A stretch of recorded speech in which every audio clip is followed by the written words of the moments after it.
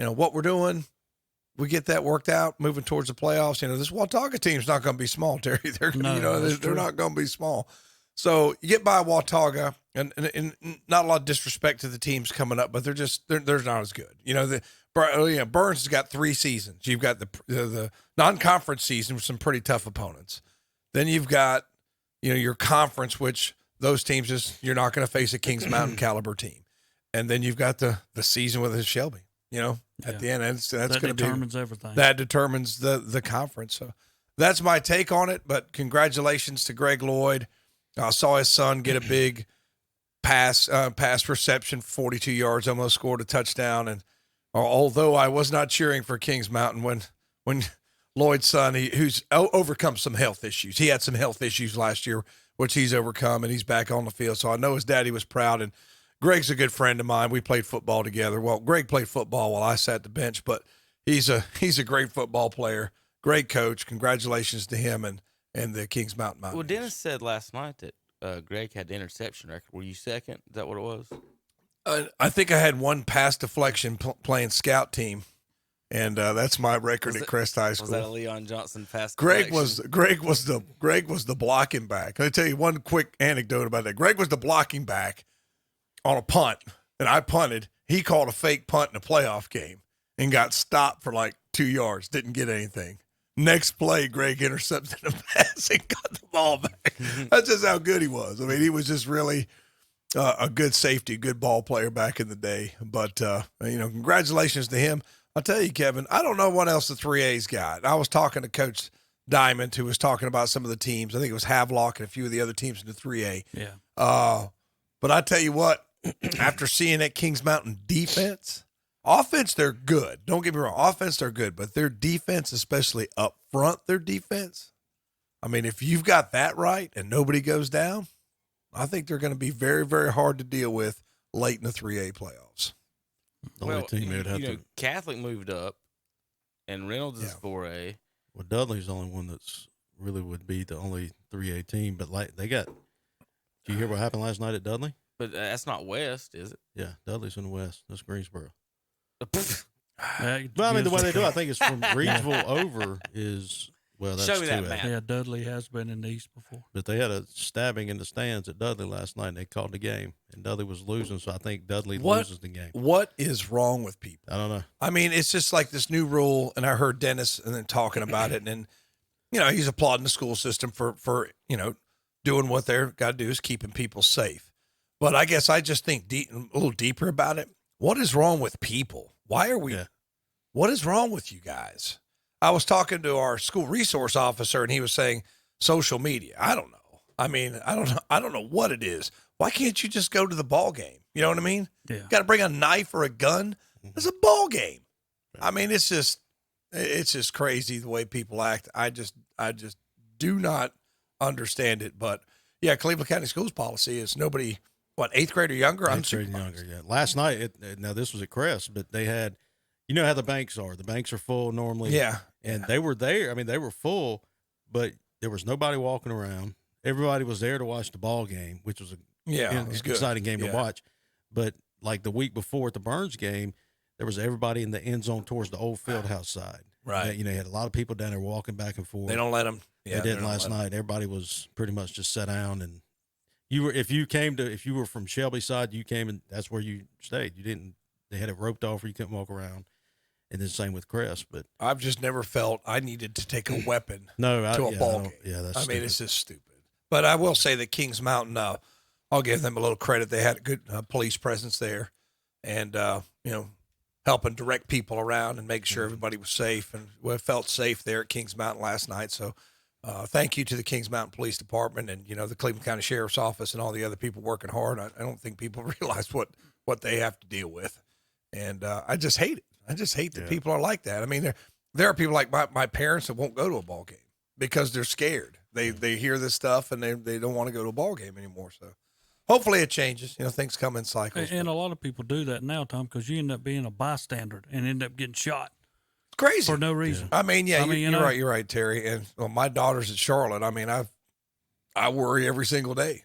I just, honey, just stay around that campus, please. Of course, they had a shooting on the campus 3-4 years ago.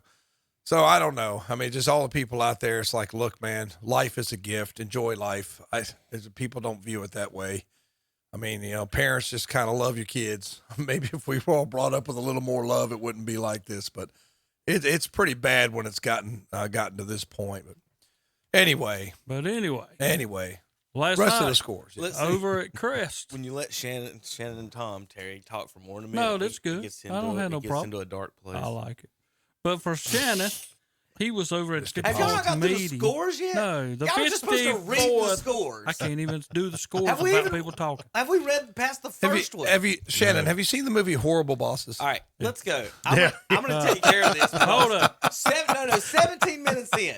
Kings Mountain 27-0 over Burns. Crest 54-49 over Shelby. Cherville 21-20 over Blacksburg. Northwest Cabarrus 14-0 over North Lincoln. West Lincoln 54-7 over Ford. East Lincoln 27-0 over Lincoln and 26-0 McDowell over East Rutherford. Chase 65-14 over North Gaston. South Point 42-14 over RS Central. Community School of Davidson 38-14 over Thomas Jefferson. Excuse me. Maiden 29-19 over St. Stephen's. High Brighton 60-14 over West Caldwell. 27-0 Bunker Hill over North Iredale. Asheville Cougars 28-0 over Brevard. I don't have Terry. Any of y'all got a final on that Hendersonville? No. Okay. West Henderson 40-26 over Polk County. South Iredale 43-6 over West Iredale.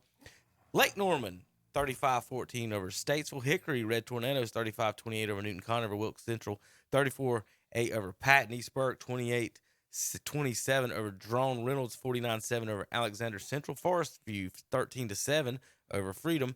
Central Cabarrus 32-27 over Hunter Huss. West Mac 14-9 over Ashbrook, and that is not 2 touchdowns. That's like 3 field goals and a safety, Tom. He gets 3 more field goals. 27-21 Stuart Kramer over East Gaston, and 21-0 Pine Lake over Bessemer City. And we have on the phone, after the come-from-behind win last night down in South Carolina, Coach Tim Pruitt and the Cherville Ironmen with victory. And congratulations, Coach, on the road victory for you guys. And come from behind. And I guess you're getting ready for a game today. Are you going to Boone? What? We'll get to that in a minute. But yeah, we'll talk about it. But are you going to Boone? We are headed to Boone. Yep. Whole family's going. All right. Well, if you run into anybody that's got an extra ticket, wants to get rid of one, let me know. Extra what? Extra. If you know anybody that's got an extra ticket, wants to sell it, get rid of it, whatever they want to do with it, just let me know. You run into a drunk on the street stumbling. Anybody stumbling on the streets? You can't do that anymore. All the tickets are on the phone. Well, you can't even get a paper ticket anymore. I know that, but they can. Hopefully, they can email me drunk. But walking down the streets, there'll be a few students that won't want their tickets. Tom, well, congratulations again, Coach Pruitt, and let's talk a little bit about this win last night and the traveling down to South Carolina against Blacksburg. I guess they're coming back up next year, and how the trip went and all that. First of all. Yeah, I appreciate that. We really kept playing hard. Thought we did some things much better in the first half than we've done the first 2 weeks, but didn't have a lot to show from it. We had a turnover on the opening kickoff, which is never good, and they got our early score. Defense twice hailed their kicker or hailed them to a field goal, which they have a very good field goal kicker. And, I've been in positions in my coaching career where our field goal kicker was really good, and we're like, oh, well, we'll treat this like a college game and take our 3 points. But last night when they did take those 3 points and left us two scores behind, 20-7, I really felt like we had an opportunity to keep grinding it out a little bit. But our kids never gave up, real resilient. We talked through the week about the importance of hard work and preparation, and we felt like we were in better shape by the end of the football game. And we kind of dedicate ourselves to keeping the ball on the ground a little bit. Chase had a really good tight end drag to Hunter Jackson in the next to last drive that kept a drive going and gave us the opportunity to score the touchdown that got us within a score. So we did a few things differently defensively last night with some personnel. And then, we still got a lot of things to correct, just like the opening kickoff fumble. And we had a bad snap, which led to their 3 points in the second half on a punt. And then I also told Landon, hey, you're athletic enough to catch that ball, turn around, and kick it down the field a little bit. He tried to make a play with his legs, but they were very fast. And They were a team that was very athletic, and they changed a lot. And before we get into much more of the week or the game, I would say our prayers go out to Coach Jet Turner, who was the head coach there. He has taken a leave of absence for medical reasons. And though Coach Turner informed me of Coach Bachelor being the head coach last week, he just said that. He didn't get into it. But last night, talking to their coaches and the people around there, he's developed cancer, and there's a GoFundMe for him. And if someone has some interest in helping Coach Turner, people in the community can reach out to me, and I'll get them in the right direction. So our thoughts and prayers are with Coach Turner and the Blacksburg family. The other part of that, they changed a lot of things that they were doing defensively and offensively and special teams. So even though it was the third game of the year, we were playing like it was the first time we'd seen someone since not playing them. It was kind of tough, but our hearts and thoughts go out to Coach Turner. Well, Coach, thank you for the kind words for Coach and the folks in Blacksburg. Hope all's well and goes well with them. Prayers of obviously from us. Looking at I'm pulling up your highlights and Chase Miller with the first touchdown for you guys. You want to talk a little bit about that play while I have it up? That play I don't have on my film, so I might need you to send it to me if you don't mind. 20, I think it was about a 20 or 21-yard touchdown run. Yeah, it looks like 19. No, okay. 14. Okay, so we end up missing probably two plays because the play before ended up at about the 20. But, Chase is doing some great things for us. The thing that we're doing not to help him is we get behind the sticks, and then we get ourselves in a situation where we got to push the ball down the field. I think as the weeks have gone on, he has done a better job of getting the ball checked down a little bit. But him going through his progression and him with his footwork is something that he's still working at, even because, he's only played quarterback for 3 years of his career as a player at any level. And he's still growing in that position. But he is a competitor. There's times when I watched film last night. It was nice for Gaston County Schools to put some Wi-Fi in there, and I'm able to do film while I'm waiting on laundry to go. But one of my coaches says, man, he's just got to get down sometimes. And that's probably true, but that's not his personality. So we like the ball in his hands, and he can do things with his feet, extend plays. If our linemen and our backs can protect him just a little bit better, I think we can continue to grow our offense. And it's based, it starts with him, but the people around him will find fruit because of the fact that people are going to concentrate on him so much. Well, he broke the original tackle and slipped through two more, and then he kind of broke two or three more there at the goal line and reached for it for the goal line for the touchdown. So just a good looking tough run there by your quarterback there, getting in the end zone. Yeah, he is a running back in a quarterback's body, or vice versa. He really is a kid that we lean on, and plays both ways. Hard to come off the field on defense as well. And when the game was over, our guys who were playing both ways, those jerseys got a double washing last night because those jerseys were ground in. We really like the facility down there at Blacksburg, and man, you go up toward Shelby, make one left, and Bear left one time, and make a few turns in Blacksburg, and you're there. So it was just a great opportunity to cross the state line and get to play some good football, and our kids really stepped up. So they will be returning to Cherryville next year?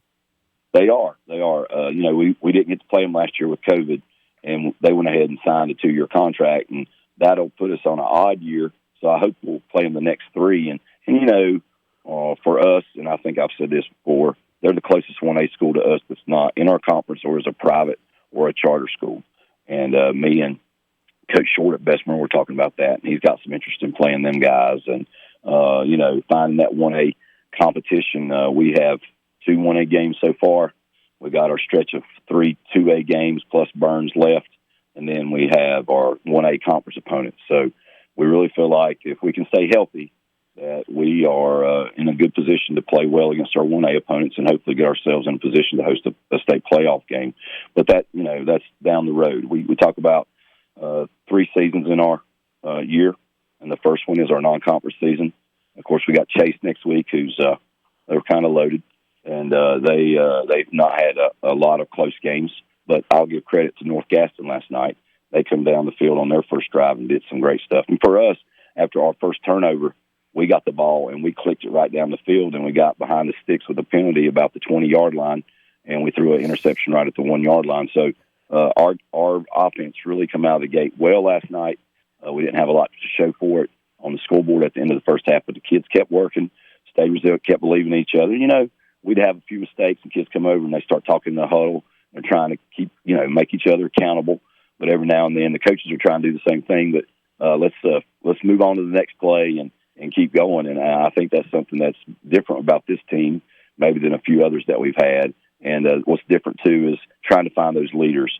Today, Caden Beaver is going to be the starting long snapper at Methodist University in his first college game. Today, Cooper Sloan is in the depth chart at running back and on 2 special teams for Defiance College. And guys like that in our program, hopefully moving on to the next level, a bunch of the guys on our team right now can do the same thing. So we're excited about this group.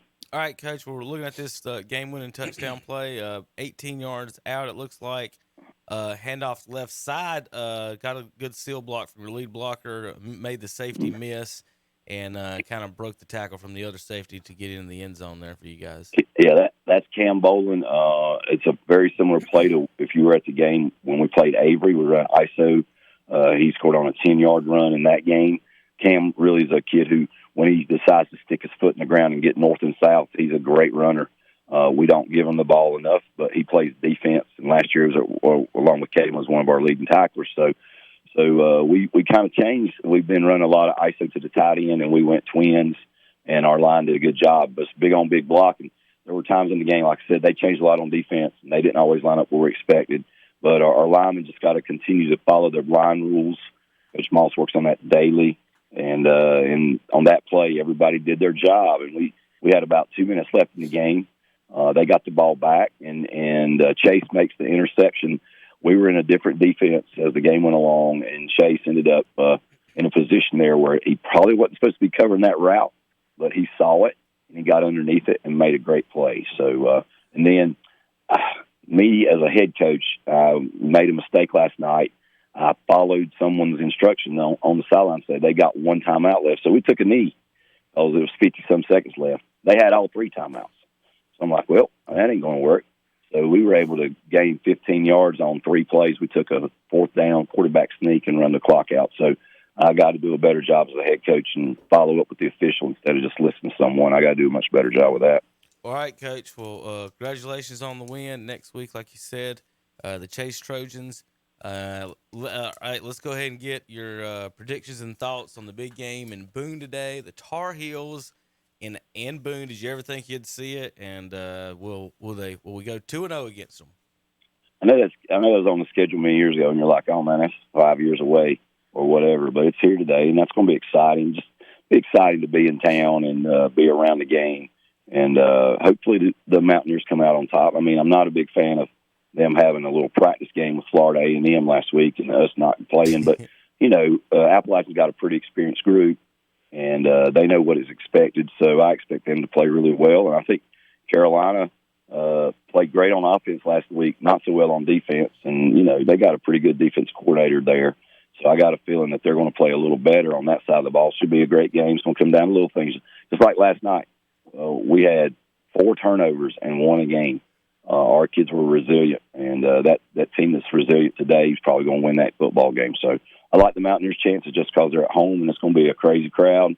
It's a great environment. I think it's the best environment in college football in North Carolina. I'm biased, though, but I'm excited about the opportunity to see them. When Ohio State comes, Tom, that's when we'll get real excited. Yeah. But, that'll be way down the road. We'll come down there. I love to see it. Bring y'all that Buckeyes. But no, I hope, you know, Sun Belt Conference is good football. I mean, Old Dominion, new member, just beat Virginia Tech last night. So there ain't no gimmies out there in college football world, and I'm excited about the season coming up. But, you know, it's fun to have a little college football with your main help in a high school football, and I hope people get out in the communities and support your teams. It's great to be back from COVID, but, you know, you still got to deal with COVID. And you have players who might get sick and things of that nature, and it's in our communities. But I hope everybody come out and support their high school teams, and hope everybody has a safe rest of the season, and looking forward to the conference season after we get past this game with Chase this week. All right, Coach. Well, good luck, and be careful, guys, going up and down the mountain, and might see you there, might not. If I do, right. Go Mountaineers. 216. Team Road B Buddy will be there, and go Mountaineers, no doubt. Take care. All right, thank you, Coach. Thanks. Mountaineers are a 1.5-point favorite, Kevin. Vegas likes them. It depends on which one you click on. I see them both favored by one. It's gonna be a close game. Yeah, it's gonna be. We'll go through that here in just a minute. It's kind of weird how that's working. Just because Vegas says it's gonna be a close game, don't mean we're not gonna beat them by 25. Tom, come on. Well, I was just stating a fact. That Nah, 1.5. Gotta get the smack talk in right now, don't we, Terry? Before y'all come up to Boone, we take care of y'all's. You'll not butts. do that. Let's go with the scores. It's okay. You beat Carolina. Terry, you won't beat State. Do you think you can read the scores down, Terry? Are you gonna let me do it this time? It take you 17 minutes to get I had to ask Tom, and he couldn't resist having me break down a 27-0 loss. Saying. That's okay. Right. That's he okay. Tom's advice on the 27. West Lincoln's gonna have to play East Lincoln eventually, aren't they? No, you're lucky. Yeah, Kings Mountain defeated Burns last night, 27-0. It was Crest over Shelby, 54-49. Cherylville, we just spoke with Coach Pruitt, a 21-20 victory last night. One time it's down 17-0. Great job, Coach. Northwest Cabarrus over North Lincoln, 14-0. West Lincoln had no trouble for Etty Ford, 54-7. East Lincoln 27-0 over Lincoln. East Lincoln is probably, and I don't get me wrong, I put West Lincoln up at the top all the time, but East Lincoln is probably the best team in Lincoln County right now. It was McDowell 26, East Rutherford 0. Chase thumbled North Gaston 65-14. How do you thumble somebody? Well, South Point, don't ask me questions, Tom, while I'm doing scores. South Point defeated RS Central, and now we jumping scores around everywhere for me. Good job, Kevin. What are you looking at? I'm looking at this I thought you was board looking right at here. I'm sorry. Yeah, South Point defeated RS Central 42-14. It was Community School of Davison 38, Thomas Jefferson 14. It was Maiden 29-19 win over St. Stephen's. St. Stephen's might be a little bit better than what people thought this year. High Brighton got back on the throttle with a 60-14 win over West Caldwell. Bunker Hill 27, North Iredale nothing. Bunker Hill still remains unbeaten on the year. It was Pine Lake Prep 21, Bessemer City 0. Stuart Kramer 27, East Gaston 21. It was West Meck 14, Ashbrook 9. Hunter Huss loses to Central Cabarrus 32-27. Forest View over Freedom 13-7. It was AC Reynolds no trouble with Alexander Central 49-7. It was East Burke 28, Drone 27. Listened to a little bit of that game also on the way home last night. It was Wilkes Central 34, Patton 8. It was Hickory Red Tornadoes 35, Newton Conover Red Devils 28. That was a good game. It was Lake Norman defeating Statesville 35-14. I heard a lot of people complain about Statesville playing Lake Norman. Lake Norman's pretty stout, y'all. So don't ever think Statesville is too far behind. It was South Iredale 43, West Iredale 6. It was West Henderson 40, Polk County 26. It was Hendersonville 53, East Henderson 20, and Asheville defeated Brevard 28-0. Top 10, Terry, you ready? Did you hear it last night? Did you you listen? It was wrong. Did you throw your coffee? It was wrong. He threw his coffee, Tom. Yeah, it was wrong. He doesn't drink coffee. Yeah. All I know is we moved ahead of Burns. None of y'all drink coffee. We moved ahead of Burns. Something wrong with a man who doesn't drink coffee. That's what's wrong with you. I don't drink coffee. I didn't know. There you go. So that's something wrong with us, I only thought women drank coffee, Tom. So and Yankees. So Oh, we got three people in here. However you want to do that. However you want to put that. All y'all are weirdos. Do you have your go-to at Starbucks? Your cappuccino? I don't do Starbucks. I do real coffee. I do man's coffee. Man's coffee. Just black. Oh Lordy. My daddy taught me how to be a man. You drink coffee. Oh Lordy. Well, you go ahead and do your top 10 so we can get this over with because I don't.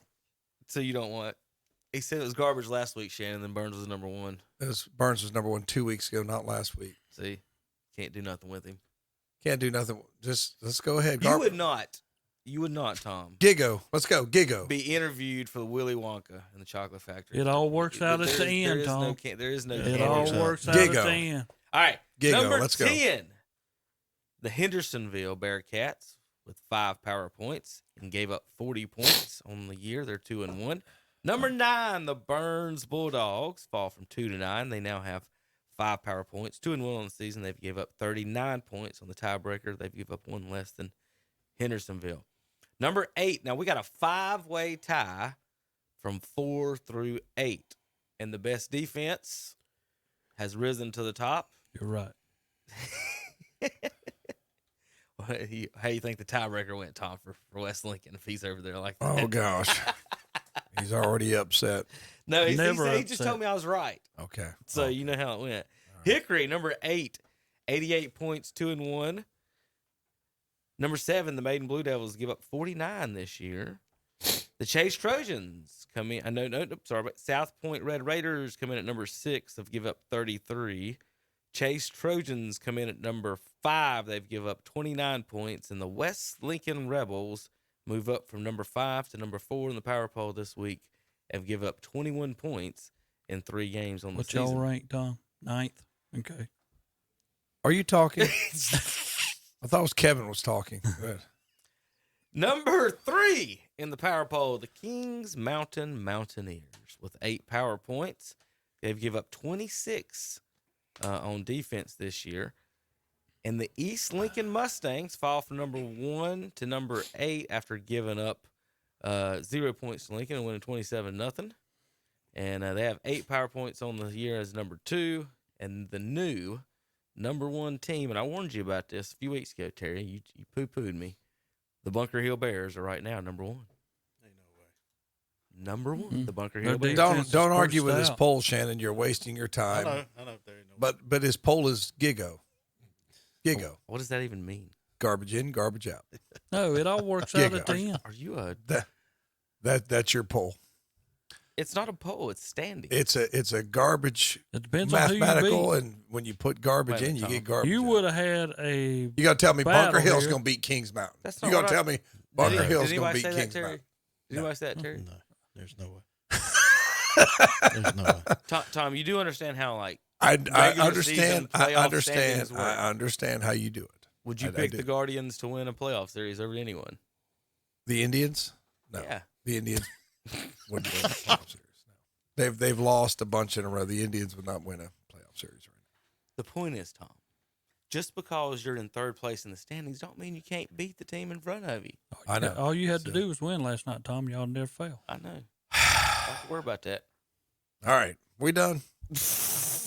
You won your tiebreaker. They won their tiebreaker. I want to say a while ago he wanted to talk for an hour and a half. Now he's asking, "Are we done?" We are done. Are you done, JP? We are done. When we come back, JP, play the music for Tom because when we come back, it's college football time. All right. And we're going to talk about those Mountaineers. When we come back or now? Play the music at all. Play the music in and out of every break. Pay attention today. Okay. There's nothing. You have no other job today, but to play that music in and out of every break. So go. I'm not going to stop talking. 37-yard field goal. This is it. Not that one. Not that one yet. You're fired. I know. He is. Sorry, I'll get it for the next break for when we come back. Oh, did you have to reset it? Yep. Okay. We'll be back in a few minutes. KDC Broadcasting. The dog days of summer are here, and the folks at Shelby Heated and Air can help keep you cool and save you up to $750 in discounts on quality Carrier heated and air conditioning systems. Plus, if you need service, ask for their $55 radio service special. Just mention this radio ad and get your service call for just $55. Call Shelby Heated and Air, 704-487-7877. 1990 Eves Road in Shelby. Online at shelbyheating.com. See their page at whatsupshopper.com and like them on Facebook too. Hey, look, it's Gary Dallinger with Dallinger Electric. Gary, what's going on? Hey, Calvin, just stopped by to see how the new jingle was coming along. Well, as a matter of fact, we just finished it up. Want to hear it? Oh, I can't wait. Here we go. When it comes to your wiring, you don't want to monkey around. Call Dallinger Electric. They're the best electricians in town. Well, what do you think? I don't know. I mean, it doesn't even give her phone number. And monkey around? 704-435-0705. They're the best electricians in town. I don't have to pay for that, do I? Celebrating lives and healing grieving hearts. That's the theme of the Stamey Tysinger Funeral Home and Cremation Center in Falston and the Stamey Cherryville Funeral Home on Dixie Street in Cherryville. Their staff is committed to providing your family with the highest quality care and service in your time of need. For more information, visit the websites at StameyTysingerFuneralHome.com and StameyCherryvilleFuneralHome.com, both giving you the gift of comfort for you and your family. Hillside Market and Grill off of Dallas-Cherville Highway is under new ownership and management. Snacks, coffee, auto supplies, oil, and the coldest beer around. Stop in and grab yourself a lottery ticket, and the grill will be opening soon. Hillside Market and Grill, 6710 Dallas-Cherville Highway. Call 704-435-0091. At Carolina Federal Credit Union, we know that we are not like the others. When you make a deposit, you're getting an excellent rate and helping a neighbor refinance for a reliable vehicle, buy a home, or start a family. It has been our community that has helped us thrive for over 50 years. The more that we grow, the better we can serve all of our neighbors. All that it takes to become a member is to be a part of the community. Carolina Federal Credit Union. We treat you like family because you are. Hey, I'm Joey Logano, and if you're looking for affordable, quality equipment, James River delivers. Whether you're mowing your lawn, hauling material, or baling hay, James River has the John Deere mowers, tractors, Gator utility vehicles, and implements you need to get it done fast. Plus, with low-rate financing and big cash rebates, James River makes owning a John Deere just as easy as it is to operate. Request a quote online at jamesriverequipment.com. James River delivers affordable quality. And we're back on Saturday Morning Sports Talk with Kevin in the game. I know Tom's enjoying every single second of this. We'll let it play out until he'll just when he gets back, I think they're going to tell us about Chili being there. But until that happens, we're going to wait. He's got to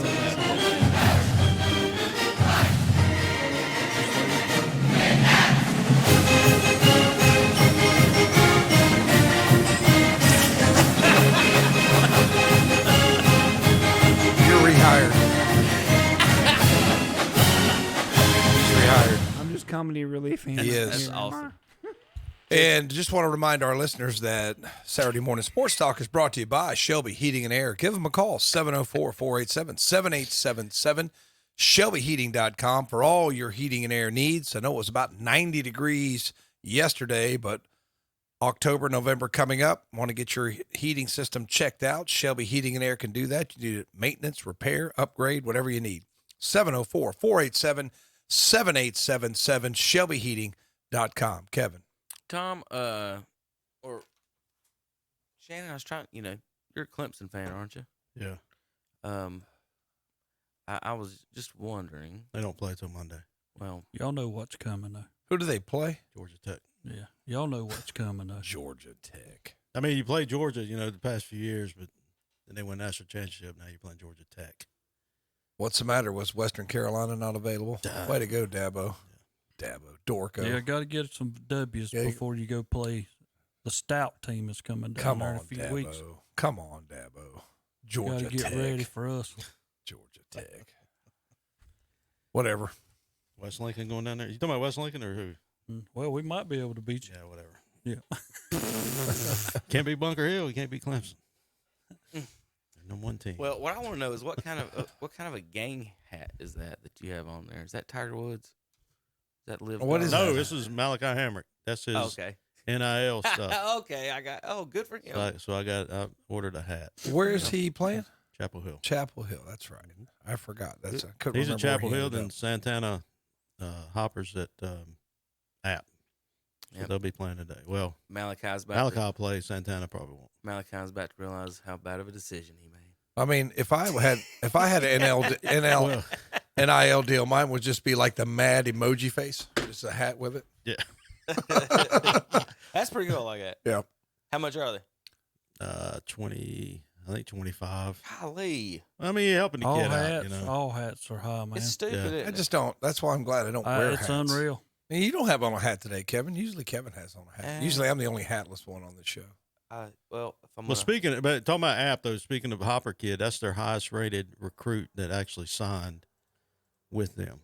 I don't know what his rating Star was. rating. Yeah. I don't get that rating. At Appalachian. Oh, Hopper. You said Hopper. Yeah. Sorry. Now we're talking about Santana. Yeah. And Haynes maybe, I don't know what he is up there. I mean, I'm not sure, but I tell you what, He can get to the football, Shannon. Yeah, I'll tell you. Yeah. He come from backside and make tackles. I mean, he's special. Well, Terry, this is the question of the day I have. We'll see what you say. Maybe we'll ask Shannon too. Tom won't play my games, but I'll ask Terry. Tom's the adult in the room. Terry, if you win, if you beat somebody home and away, should you not get their spot in their conference? He did this the other day to me. Should you? I don't know. Maybe they can put in for a bid to come to the ACC. Well, I'm just saying, like, if we beat Carolina today, why are they allowed to be in the ACC? Do we not knock them out of the ACC? We beat you at home, we beat you away. Well, what are you talking about? You're a, and we're about to do it to State in a couple years. But first of all, we'll do it to Carolina today. Who beat App? Who beat App last year? Who was the team that beat them? Carolina last year? Beat them. No, I mean, who beat App, though? App didn't go undefeated. First of all, I don't know. Like Georgia State. App fired Mac Brown. Division II is where we they need to fired Mac Brown, and then he went over to Carolina. He didn't fire him. He left to go to South Carolina. That's the difference. And then we smoked him in Chapel Hill a couple years ago. And then now they're trying to come up here. Then we're going to smoke them in Boone today and kick them on down. We're going to put them in neutral and push them, Terry. But this is down 421. This is a man who hates soccer, but now he wants to go English Premier style.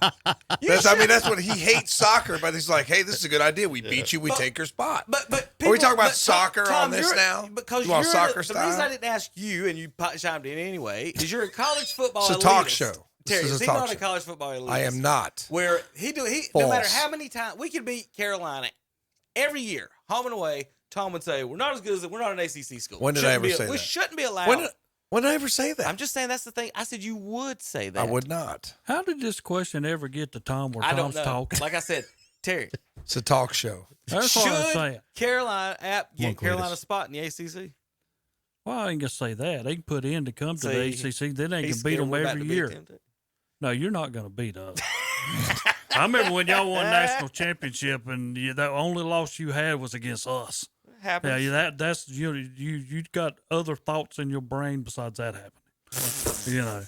What does that even mean? I don't know. Well, I would say that I think, I hate to say this, but Kevin does have a good point. If we are as good as the other ACC teams, why aren't we in there? We just can't go English Premier style and start kicking people out of the ACC. I don't want to be in the ACC. I want to be in the SEC. I don't want that trash college football conference. You don't want to go there. We don't want to go in that. You make a step up, and if you could get into the ACC, that'd be great. That would be. Well, come on now. You don't think we're better than Vanderbilt? They're better than Vanderbilt. All I know is somebody we're ranked in this, every year. They're not. All I know is somebody in this room took Hawaii last week, and Vanderbilt beat them like 63-10. Well, it wasn't me. That was me. I picked Hawaii at home. Yeah, good job, Tom. Yeah, great pick. Great pick. We looked it up. It was like only 5 of the SEC teams have won a conference championship in 35, 40 years. Like nobody else is winning. So the SEC should be like, Vanderbilt's not helping us all. We already got Tennessee. We don't have a team in North Carolina. State should be knocking down the door for them. But hey, they keep saying State. They should. You know they do. The SEC keeps saying North Carolina State. If y'all jump SEC, that's how y'all would join the national championship spotlight, Terry. Because you'll have the whole state of North Carolina. Opportunity to be there this year. Just don't falter today. No, it won't be the this question. Who they got today? East Carolina. Terry, if y'all had a coach like Mac Brown, you'd be top 5 right now. Well, that's what they say. Yeah. South Carolina got ranked in the top 10 every year. But see, a lot of people, I understand what we're trying to say, but North Carolina State, people have to understand, is 1-4 going to East Carolina. I was about to say, y'all ain't been winning. That's what I'm saying. So, that's scary.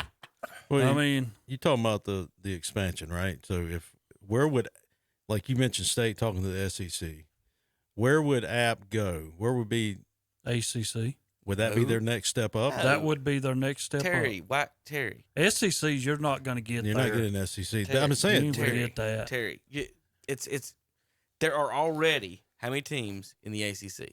So the ACC conference. Well, it depends on what you're playing. North Carolina. I'm saying in North Carolina. From North Carolina. There's 4 teams in the ACC. Yeah. At no point would the ACC ever invite App. Just because that's where they should be, they would never go there. So the only options are SEC or Big Ten. Or if Big East would expand, but I don't know how that's going. But that's their options. I will say this all serious. They could compete in the Big East. Football we could compete in Big East. But if you talk about App going to SEC, that Tennessee App game, that would be a great, over the mountain through the woods rivalry. But I don't think, I'm like there's no way App could compete right now. Time out. Well, no. Again, there's no way. No, Shannon. No way. No, Shannon. Well, scholarships, don't that increase, or is it the same? Shannon. All your scholarships across the board, is it all the same? No, but Shannon, you know, does Vanderbilt compete in the SEC? Do what? Does Vanderbilt compete in the SEC? Yes. No, they don't. Yeah, they do. They play. When did they win the SEC championship? You said you said compete. Right. You just said App wouldn't compete. People, elitists like you, Clemson fans, and Tom always make the argument that we're not going to win the SEC. I'm not asking to. Only 5 teams in SEC history in 40 years have won it. The other teams are all dog crap. Every one of them's dog crap. Don't you like? Why can't we be a dog crap team? You know what he needs is a little ventriloquist dummy with our faces on it because he answers for us and tells us to shut up. You know what I said? He tells us to shut up so he can answer for us. That's what he does. When did I ever say that Appalachian State shouldn't be in it because they wouldn't win it? And only somebody who can. I have never ever said that. Does Missouri pull the tape? Pull the tape. How many SEC championships does Missouri have? None. We're talking about Missouri now. Right. But you just said App couldn't compete. The point is, I didn't say they're winning it. I said they're they could be a top 25 team. He said they're getting SEC talent. No. I ain't saying. I never said they'd win it. The only thing I'm saying is this: why would I want to go? And this is how I put it: why would I want to go to the SEC if I'm never going to win it? That makes no sense. Well, Vanderbilt's there. But look, for the SEC standpoint, you can get App or Texas. Terry, that's just you're in the ACC. App doesn't y'all bring ain't anything never to the going to table win it. for them. Oh, we have won it. They don't bring what you're saying, Shannon, is they don't bring the money. They don't bring the money. They don't bring the money like a Texas or Oklahoma or a Texas A&M or an Oklahoma is going to bring. Yeah. So I think it's financial. It's not competitive. It's financial. Saying that we're saying we're as good as Vanderbilt. There's no reason we shouldn't be in there too. They're better than Vanderbilt. Right. So y'all were saying Alabama. Nobody's saying that. I am saying we are as good as 3 to 5 teams in the SEC that are at the bottom. Last year, Vanderbilt. This is their schedule. Y'all tell me our schedule, win or loss. I'm not going to tell you what they did, okay? But wait a minit. Let me ask this. Before you say is Vanderbilt East or West in the SEC? I have no idea. What does it matter? What does it matter? It matters because that's who you're going to play. You're going to play the kids, the guys in your East. So we can play in one side but not the other? No, that's not what I'm saying. Answer the questions. Win or loss, Terry? How you answer them? You got it. East. If he was a lawyer, he'd be like going on the stand and answering his own questions. Hold on, we're going through. He answers his own questions. We'll go through the schedule. Do we get to answer, or are you going to answer your own question? We're going through around the table here. All right. Object. Okay. Just want to make sure. Just want to make sure we're allowed to answer. Y'all all get the vote. 2 out of 3. East Tennessee State. You'll beat them. They'll beat them. Yeah. Colorado State. You'll beat them. Yeah. Well, I don't know. Colorado State's not They're bad. terrible. I don't know. They're not terrible. They lost to Stanford. No. Georgia. No. UConn. They could beat them. Didn't we play Georgia and score on them, Terry? Oh, does that matter if you score on them? It will in a second when I show you the schedule. Oh, your poll. I forgot. Yeah, you're about numbers. Hold on just 1 second. I'll show you. UConn, did y'all say win? Yeah. Florida. No. South Carolina already beat them? Yes. Yeah. Beat them. No, I'm going to say no in South We Carolina. just beat them in South Carolina. What do you mean no? No, that's when did you beat them? Last year? 2 years. No, 2 years ago. 2 years They ago. beat them. Oh, that's one game. I mean, I'm talking about you got to constantly sit here and look at this. Go ahead. You're going to make his head explode. Go ahead. That makes no sense. They got a new coach. Terry, Mississippi State. No. No. All right. Missouri. Yes. Yeah, they'll beat them. We beat Dinkowitz. Kentucky. Yeah, you can beat them. Yeah. Ole Miss. Yep. Tennessee. Possible. Yeah, possibly. So SEC, we just went 8-4, boys. No, you can't beat Ole Miss. You're not going to be able to beat Kentucky. Kentucky's pretty good. And now they are. It would be a good game. I think it would be a good game. Let's say we go 6-6, they compete right? with Louisville and State. Let's say we go 6-6 on that schedule. That's a bowl game. That's Vanderbilt's schedule. They went 2-10. Tell me we don't belong. You know who they beat? Saying. Colorado State and UConn. by 3 and 2 points. But how long 3 and 2 points. How did Vanderbilt get in the SEC? Let's go back and look at that. That Academics. matters. That matters. Academic. Yeah, that's what I'm saying. Somebody. Okay. So now we can't compete academically. No. We can't I'm be on saying the football field no. talking. Now we can't pass. I'm not saying. I was just saying the academic. I was just agreeing with Tom. They're a good academic school. But what do they agree? You can't talk to elitist college football So fans if App can go in the SEC, why ain't Memphis in the SEC? Who's Memphis? They're not better than us. Okay. Ever. Almost. Okay. You don't have enough mathletes at just because D'Angelo Williams went there is the only Memphis. Name one other Memphis Tiger. I have no idea, but I can't name an App player either, and that's the point. What do you mean you can't name an App player? Well, then D'Angelo Williams. Right now, you talk about all time. You can't name more than one App. No, I think they had a linebacker play for the Cowboys, right? Yeah. Yeah, that's it. That's the only one. That's the only one. You Armani Edwards played. No, Armani Edwards played for the Panthers. Yeah, he was on the kick returner. Dexter Jackson played for the Tampa Bay Buccaneers. But whatever. But D'Angelo Williams, was he better than those players? Yeah. No. Yeah, he was. How? He was a backup running back. Well, he's hurt. Gosh. Here's the deal that we're I think that Kevin's coming. My point is that I don't care about. I'm not saying that we're going to go in there and beat Alabama. Alabama schedules. Let's do that real quick. Let's go through Alabama's schedule. If you go to the SEC though, then you're going to get people to come to Right. So is that the reason to send them there then? You're going to start getting. Again, I think it goes back. You got to look at the whole body of work. Would you not get the best? Would you not start getting the best football players in North Carolina instead of all the other ones? Okay, yeah, absolutely. But who are you going to get? You're going to get Texas, or you going to put an App in there? You're going to get Oklahoma, or you going to put App in there? You talk about them? Texas A&M, or you going? I'm talking about the SEC. You're going to have to go for. Do you ever want the state of North Carolina in your conference? I think you do. I think you have to. Yeah, I agree with that. That's what I'm saying. State's in the best position for this. They should do it, but apps should be pushing it too. Because if State has any pushback, you got to argue with them about wanting to be in Carolina and stuff. App and Wake Forest could sneak in, especially if they want the academic there. There's your North Carolina Vanderbilt. Again, the reason I say that I agree with that right there is I keep saying though, App would be better off going to the ACC. I think they could compete in either one, competition wise. Yeah, I think they do better in the ACC. Yeah, in the ACC, and then instead of the SEC. SEC would be tough. I mean, I would not want App to go to the SEC because why would you want to be another Missouri or Vanderbilt? Okay, well, here's another problem, too, that maybe y'all can answer because y'all went to bigger schools than I did at Gardner-Webb. So App scored on Georgia and Vanderbilt didn't. That's why I said that.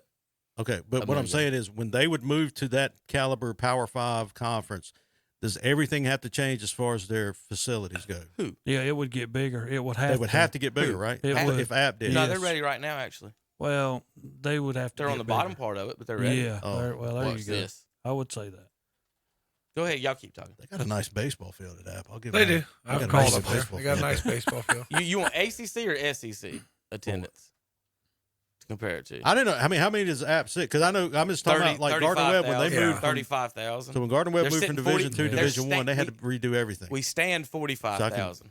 So that's what I'm saying. The average ACC attendance is 42,000. Ours is 35. We stand 45. And there's where it brings you down, though, with Wake and Duke and some of them other ones that do not. I mean, Wake now is good, but in the past, Wake has not been good. And if you go to Duke, there's not that much place to sit there. Now, if you go to North Carolina State, that's 70-some thousand people that fill up that place. Ain't nobody at Wake Forest and Duke games. Yeah, that's what I'm saying. So, I mean, there's a big difference there from top to bottom.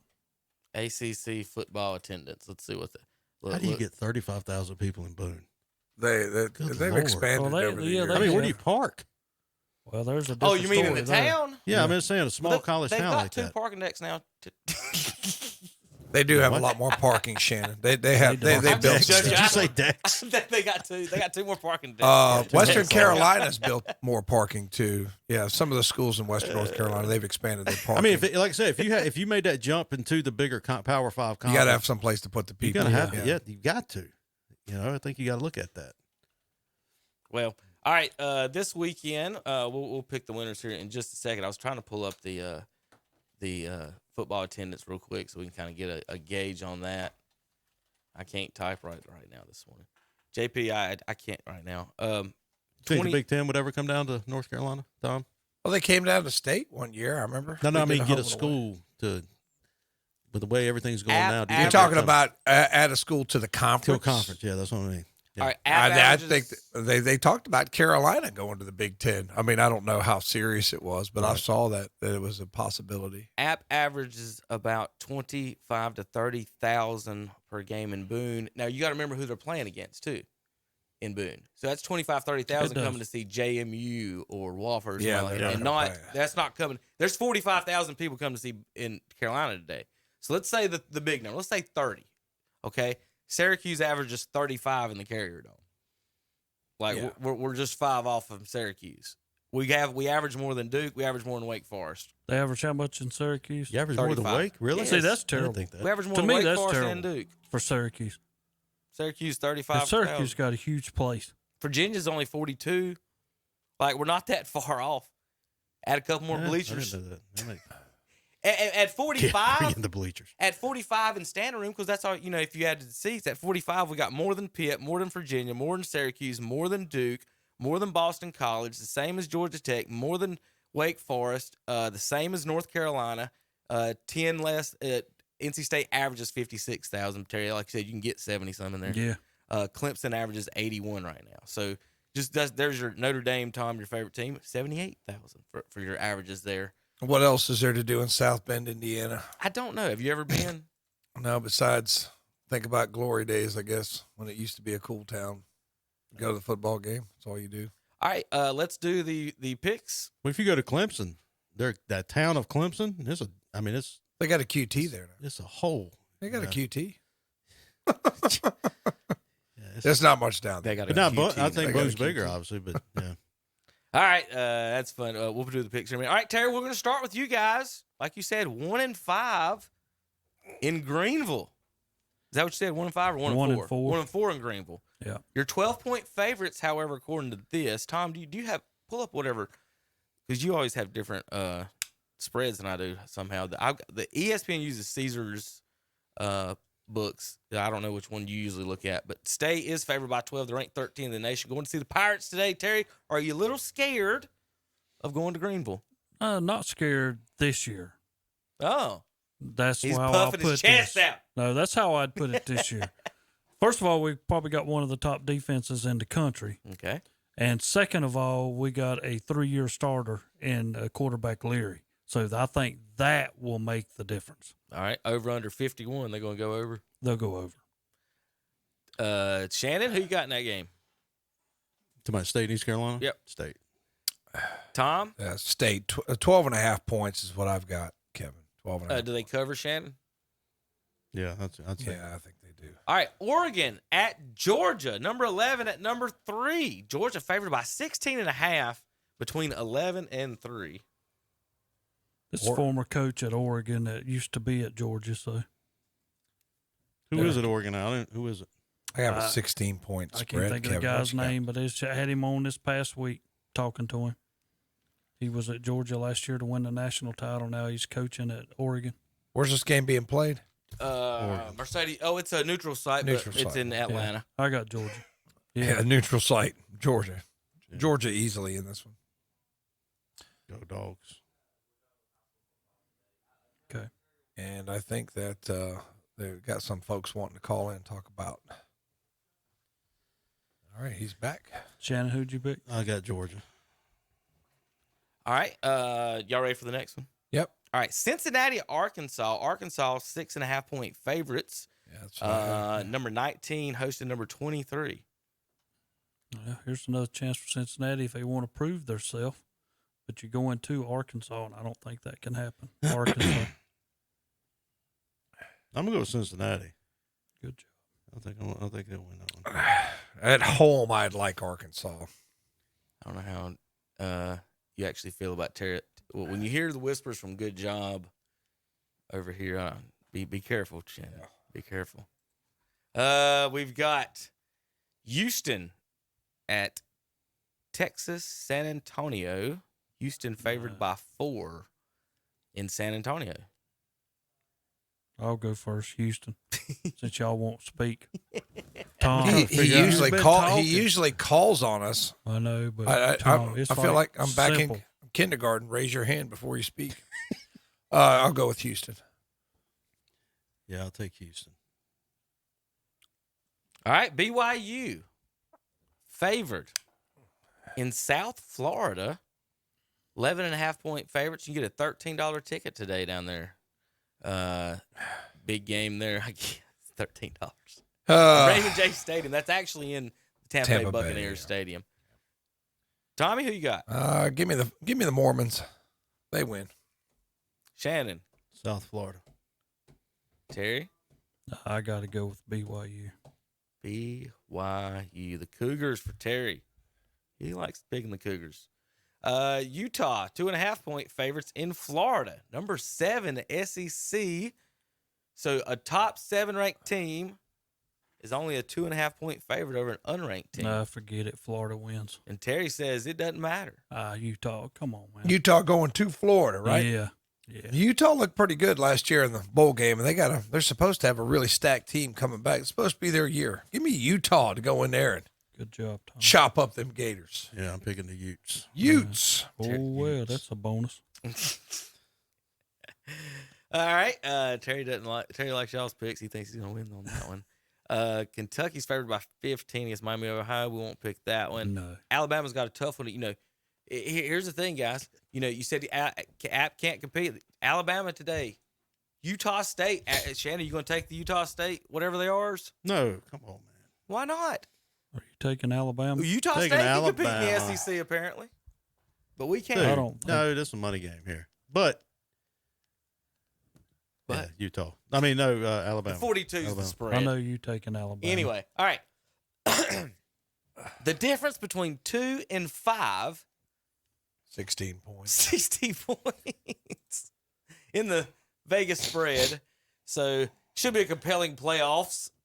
Is that what I'm looking forward to here in 10 weeks? I just think it's going to be closer. 2 touchdown spread at home, Tom. Yeah, I just think this is going to be closer. Of course, I'm going to go with Ohio State. I think. Who are they playing? Notre Dame. Notre Dame. Where are they playing? Ohio Ohio State. State. It's easy to go in there and win. What happened to NC State when they came there? That's so long ago, Tom. Well, you didn't answer the question. What happened to NC State? That's so long ago. Okay, whatever. When he had Philip was that? Rivers and T.A. McClendon. Probably 1914. Probably the best. It was about 2003, somewhere there. Now, Tom, just last week you told me I couldn't talk about Appalachian anymore from 2003. The exact same year, Tom. Yeah, Shannon, but you're who talking you about. take? He brought up. It was easy to go. Did he without. not just tell me last week, Terry? I couldn't bring it up. But you bring up the same game 100 times. The first time I brought up NC State, Ohio State. You bring it up Oregon every went week. in there and dogged them. All I said our own is field. we ended Michigan's program, and now we'll end y'all's if y'all ever invite us. The same Michigan team that was in the college 16? football playoff. You ended their program. That's a Terry. How'd that work? Terry tall tale right there. We ended your program. That's why we're in the college football playoff. Just because voters vote on something don't mean it's legit. Here's your problem you're going to have Notre here. Dame, Terry. Huh? Notre Dame. Me too. Yeah. That's who I'm taking. Ooh. Because, I mean, I saw That's a tough Oregon first go game. in there and beat them, and it's an easy place. That U is not as tight. They need to close it off where nobody can get in, but it's open on one end. And that's where Notre Dame will score the winning touchdown. I thought an O was closed. Well, that U. That's a U? Yeah. I thought it was I was worried about it, but after that prediction, now I'm not. Ohio State. After that stupidity, I feel much better. All right, Terry, how many games you got on that board right now? They got a new coach, man. They do well. 8. Notre Dame's got a new coach. 8. Yeah, a guy from Ohio State. All right, let's get some other From local. Ohio State. Played at Ohio State. Let's get some other local games. We'll get a bunch of games here. How about ACC, Boston College, and Rutgers? App couldn't compete with these teams, could they, Shannon? Who said that? He keeps. Shannon. Almighty. Boston College, they playing at home. Yeah, I guess Boston College. The Rutgers. Eagles. Rutgers. No, you know he'd take him because he's a Big Ten guy. Rutgers. Is that who they're in the Big Ten? Yep. Miami's got a tough game against Bethune-Cookman. Virginia's got Richmond. Syracuse hosts Louisville. Orangemen and the Cardinal today face off in New York. 5-point spread. Tickets is low. Hey, $4. $4 to go to the Carrier Gone. I mean, it's upstate. Big money. It's upstate New York. Big money game. Louisville. Yeah, Louisville. That's who I'm taking. Give me the Qs at home. Syracuse. The Qs, that's what they call them. They are tough up there. I mean, we play tough home. They're tough. I mean, Terry just doesn't use logic. Go look at their record last year and tell me they're tough. They play Clemson tough every year. Every year at home. They play them every year. It's ridiculous. Good job. Every other year, Clemson. All right, let's move over then. Is this the weekend where the SEC plays Gardner Webb and folks like that? Gardner Webb played Limestone. Beat the brakes off of them. They did. I saw some highlights from that. The running back for Gardner Webb looks pretty good. Gardner Webb played who? Limestone. Okay. All right. Rock. They wouldn't play out. Yeah, Shannon mentioned them, so we got to, here we go. Memphis. Shannon, you're Memphis Tigers. I'm going to get you a Memphis Tigers shirt. I wouldn't wear it. Memphis. They go in the SEC. I'm picking Memphis. And they're dogs by 16.5. Well, he already picked 116. You taking Memphis? I'm taking Memphis. You taking Memphis? I just don't like. I think everything in Mississippi now is Ole Miss. I think Mississippi State. Shannon, make sure to tune in. Even though you're all American quarterbacks from Mississippi State, you are taking Memphis to go into Mississippi State. This is at 11:45 last night. Hey, you want to come in? Do the sport? Yeah, okay, that'd be great. Memphis. I'm seriously. Ole Miss runs the Mississippi. Ole Miss runs the state of Mississippi right now. They're getting everybody. I'm taking Memphis. What's that got to do with today's game, Because they're playing Shannon? Mississippi State. They're playing Mississippi State. That's what I'm saying. Guys, how you Ole guys? Miss This is gets all like the choking players. an egg. I mean, it's like, what are you talking about? Memphis. Mississippi, but Mississippi State is a 16-point favorite, Shannon. Just by name only. Memphis is Memphis. You will go down taking there and win this Mississippi ballgame. State? I Mark am it down. taking Mark it Mississippi down. State at home Wrong. against the Memphis No Kitty word. Cats. Yeah. Yes, I am. A dog city. Kitty Cats. Coming in there. Y'all done. Coming in there. What does that even mean? What does that even mean? How many games have we picked so far? I think Terry has been 11. Georgia State at South Carolina. Oh, you can forget that. USC. Do you want to know the spread? That don't mean a thing here. I know it's slow. It's only 12.5. I know it's slow. The Panthers. Georgia State plays. Did they beat somebody a couple No, years ago? yeah, they Upset do. somebody? Georgia Who they State upset? plays. Last year, they played a lot of elite teams, but they had come up short every game. And that could be from, heck, a good defensive end or something. One player short. South Carolina's not elite. Georgia State, I'm taking. U.S. You going to take Georgia? I'm taking them, yeah. Oh, Lordy. Carolina. South Carolina's got a new coach, right? And they're all about looking at the shiny vehicle right now. And you're choking the egg. Quit it. No, because they ain't got no to eat. That's another Terry, isn't it? You choke on an egg, which nobody actually really chokes on. But Georgia State beat Charlotte 20-9. That's who they hammered last year. They beat Coastal Carolina last year 42-40. Yeah, that was probably a big one for them. App smoked them by 30. They were within 10 with Auburn. That's who they were within last year. So Auburn only beat them 34-24. Georgia State. So there's your Georgia State Panthers, and they'll be in South Carolina. So they can compete, Shannon, but they're not going to beat them. First game, you will. Yeah. Oh Lordy. Oh Lordy. Oh First Lordy. game. Mercer. Don't South Carolina have the quarterback that's from Oregon? Yeah, does that make the difference? Yeah, they got to lose? transfer. We're not Oregon. Where he's from, huh? Does that mean they're going to lose because they got him? No, I'm just asking if he's still there. He's one that had his brother died or something. Yeah. Or anyway. Okay. You can't let y'all talk. Y'all get Lefty dark Drizel. so quick. Didn't What's he wrong coach with basketball y'all? at Georgia State after he left Maryland? Or was that right? I can't remember. He might have. He might have. Ain't no other so. interesting games in the Big Ten. We'll go out to the Big 12. Check out anything out here. Looking for spreads under 30. Not out in the Big 12. Everything's just ridiculous out there. How about the Pac-12? We're running out of big conferences. Y'all are going to get the fun ones here in a minute. San Diego State and Arizona. Aztecs favored by 6 over the Wildcats. Tommy, who you got? San Diego State with Puntergate over there. I think they're going to be a little distracted. I'm going with Arizona. What? Didn't hear about all the accusations against the San Diego State punter who was drafted by the Bills. Their program has really been under scrutiny because the punter committed a crime. And ask him the football score. Now we're talking about gang rape. Good job, Tom. I didn't say that. I'm just saying that. Either time when y'all talk, he talks about the guy that died, the coach died, the plane crashed, caught on fire. Brother died. They kicked Kobe out the helicopter on the way. You're taking Arizona? I'm taking San Diego State. That's what y'all. That's y'all football score over here today. Take Arizona. I'm taking Arizona. I'm scared to drive to Boone right now, thinking about y'all. Lord, Terry, keep going. Are these two okay? I've already got about 4 or 5 on here. I've already won. Oh, both their teams lost last night, Terry. That's the problem. They're both down in the dumps. Bessemer got beat too, guys. We didn't score a point. It's Pine Lake Prep. Oregon State Beavers. 2-point favorites over the Broncos. $46 in Corvallis today. They're paying the Denver Broncos? Did I say Denver? You said Broncos. Ain't that who Boise State are? Boise State. Okay, you didn't say Boise State. The Broncos of Boise State come to town, the blue and orange against the orange and black. Boise. Yep, Boise. Yep. Boise. Y'all going all on a 2-point favorite for Oregon? Okay. Tom, I ain't gonna pick. You got 2 Ohio teams going out in the Pac-12 this week. Who?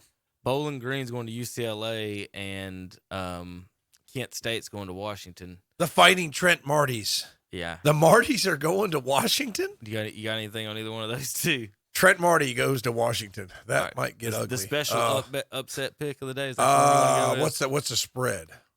Which one? The Kent State is 23. Yeah, do they cover, Tom? I'll let you go. They'll cover. All right, Trent. He's got your back that they cover. How many is that, Terry? 14.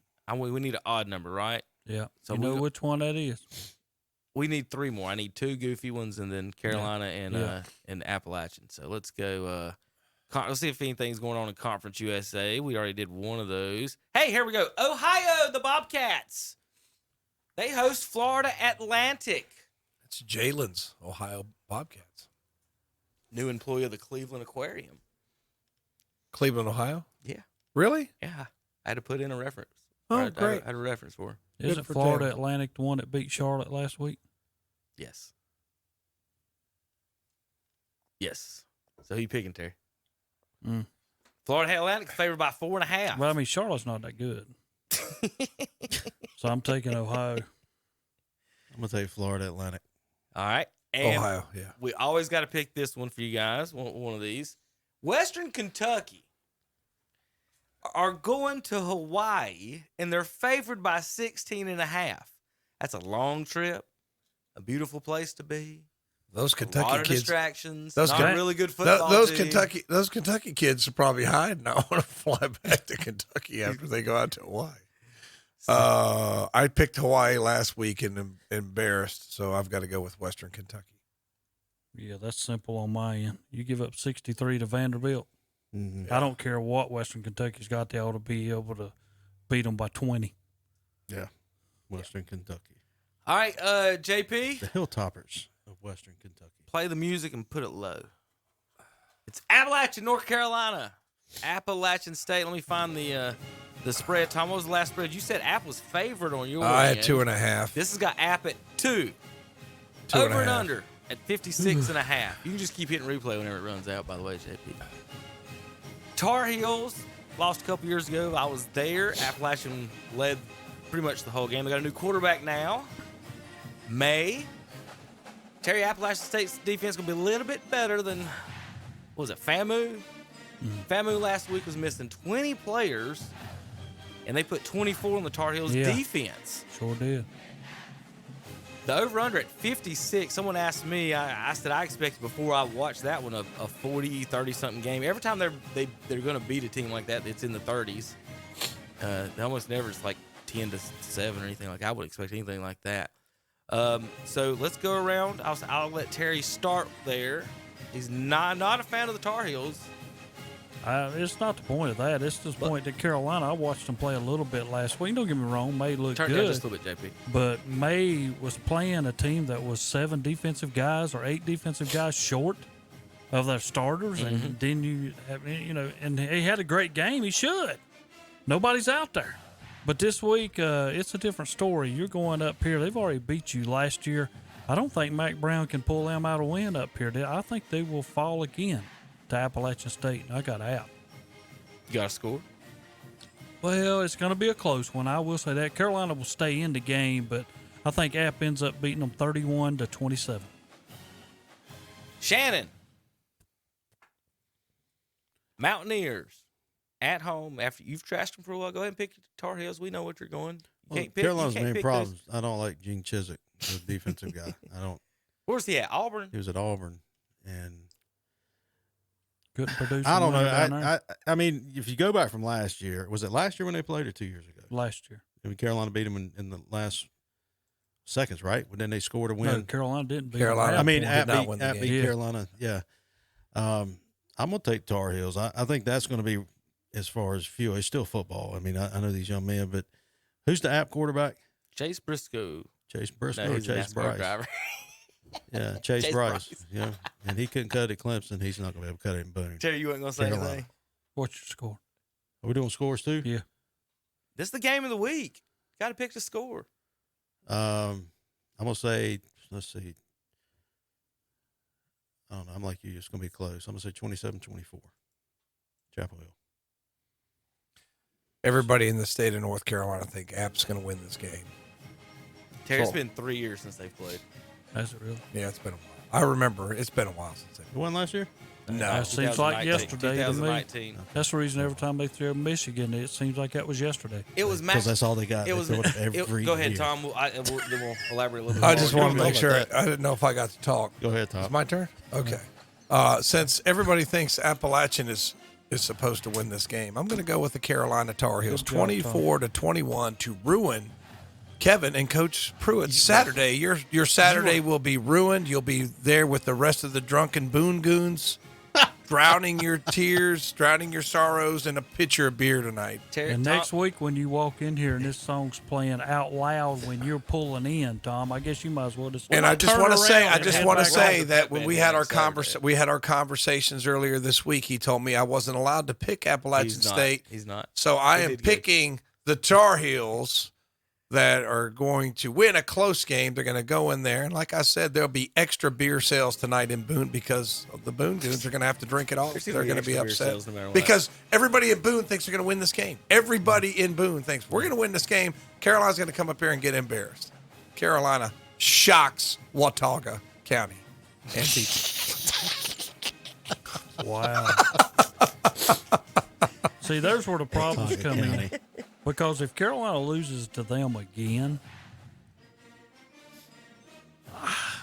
I don't know what to say. I mean, that's all I'm going to say if that happens again. Appalachian is as good as Carolina is right now. Terry, they're better than Carolina. Quarterback back there, May. So his warm-up was against a team who was defenseless against anybody. Everybody thought last week May looked good, and everybody's talking about, oh, he does such a great job. He's not faced nobody. Again, he faced a team that was 7 or 8 defensive guys starter short. Well, literally, Appalachian has faced nobody. Yeah. Carolina did have a tune-up game. Now, Tom, I want to. Do you know how much do you know about the Mountaineers? I know they usually get some good talent from around the state. So I'm gonna read you something here. I know they got the running back from Wallace Rose Hill last year. Yeah, they did. Yeah. That's right. I remember that. Yeah. That's gonna be a good class. I saw a depth chart the other day. Only one player in the top 22 is not a 4 or 5 year senior. For Appalachian, yeah. Only one, and he's a junior. Wow. The whole thing is all juniors, 50 transfers. You know, you got their 1 years or whatever come through, or you can do however many years you now. But it is experienced across the board. People's, you know, they're missing. They don't have the wide receivers that they had last year, but what they have is Peoples in this running game. I think they're going to try to run it down their throats for a little bit. Is what they're going to try to do and see if they can gash them like they did last time before they start. They might try to throw it around a little bit at first, but I think the running game is going to be the thing for that. A little bit more now. I got to get the phone call real quick. All right. He said me, Tom. Okay. All right. Okay. Go ahead.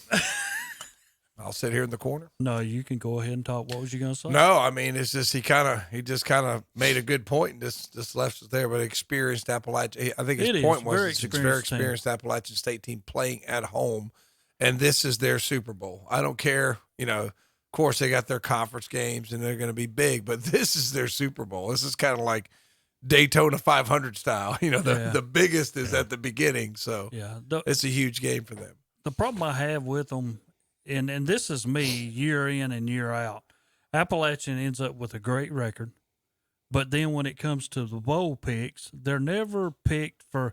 I want to see them when you have a good record, like you're going to finish 10-2, but then they're going to put them up against somebody like Temple or UConn or somebody like that. I don't like that. Put Appalachian where you can become elite. Put them against a Florida if they're not elite in the SEC, but somebody like that to play. You know what I'm saying? Well, it's like Boise State was a few years ago. They kept winning, and then finally they were put on the big stage against Oklahoma and beat them. Yeah, beat them. Yeah. So, App's going to need – and about their experience this year, I mean, that does make a difference. But and, Tom, you mentioned something, too. You said everybody in Boone believes App's going to win this game.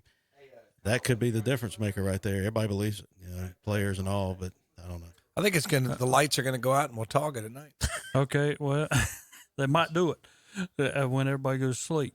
But I had a person just sent me, they asked the question. Go to sleep or pass out. No, they said, is App, he says App is not elite.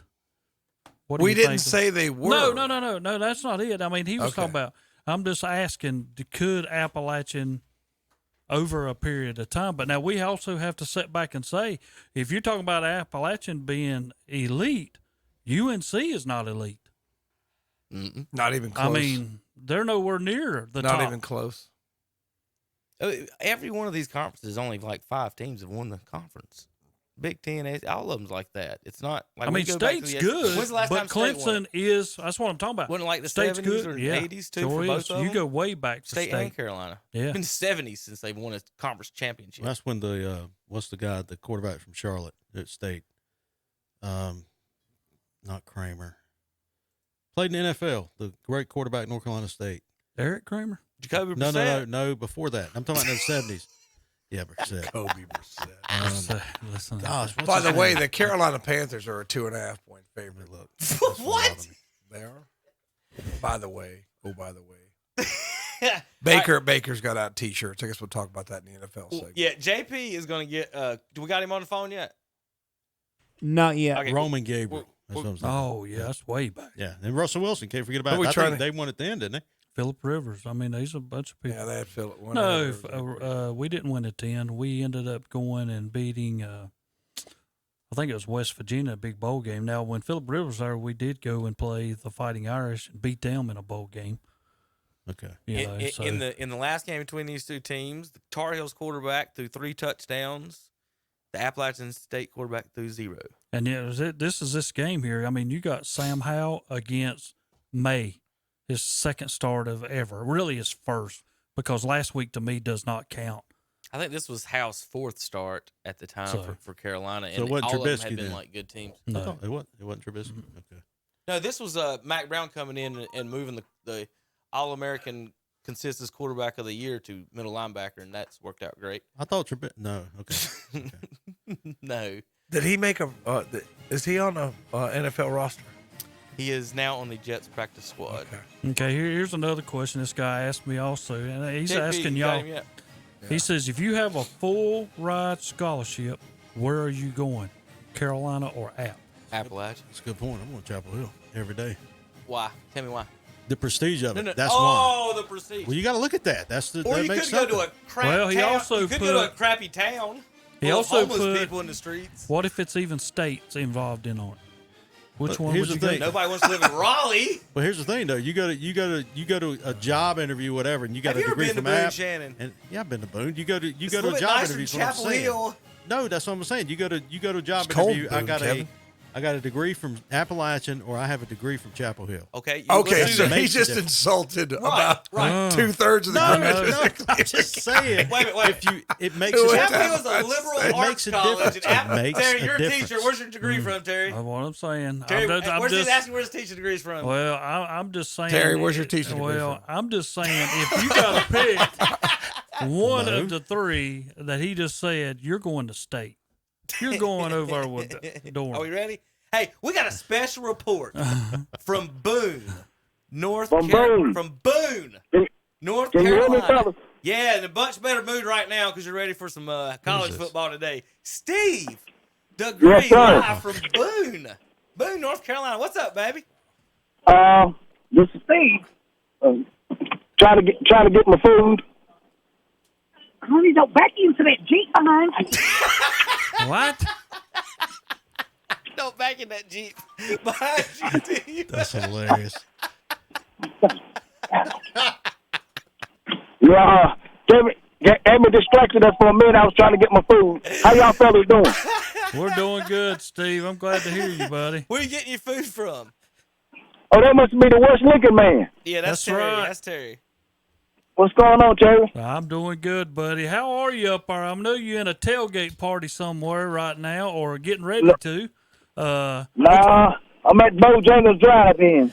Well, that's as good as a tailgate to me, Bojangles. Steve, how did you get tickets to go to this game? Where did you get tickets from? Coach Ware. Oh, okay. Coach Ware gave me food to come. Are you on the field?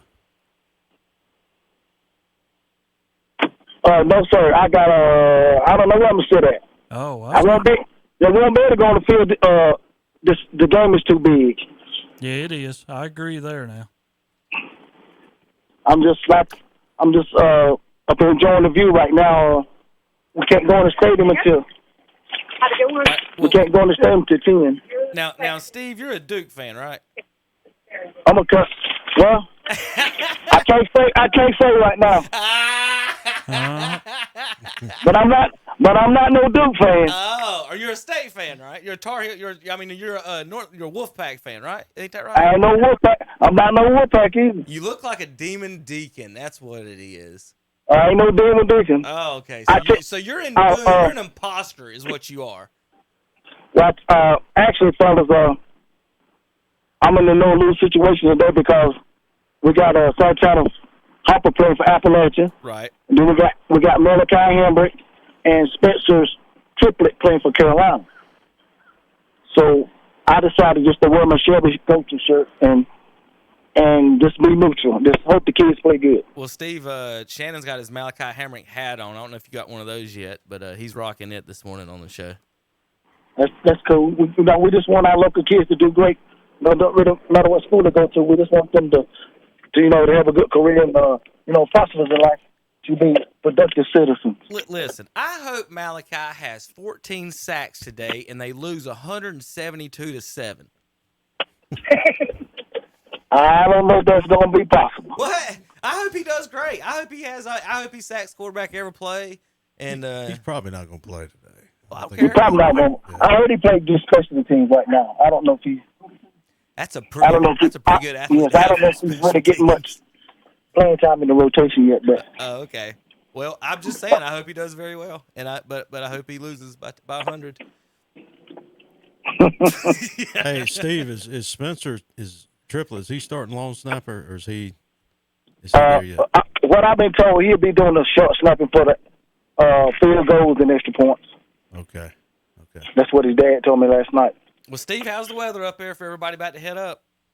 Oh, man, it's beautiful. It's beautiful. Short sleeves supposed to be like 71 degrees. It's a great atmosphere, man. Biggest problem is going to be finding a parking place, like Shannon said. Tell me something, Steve. I'm going to play smart.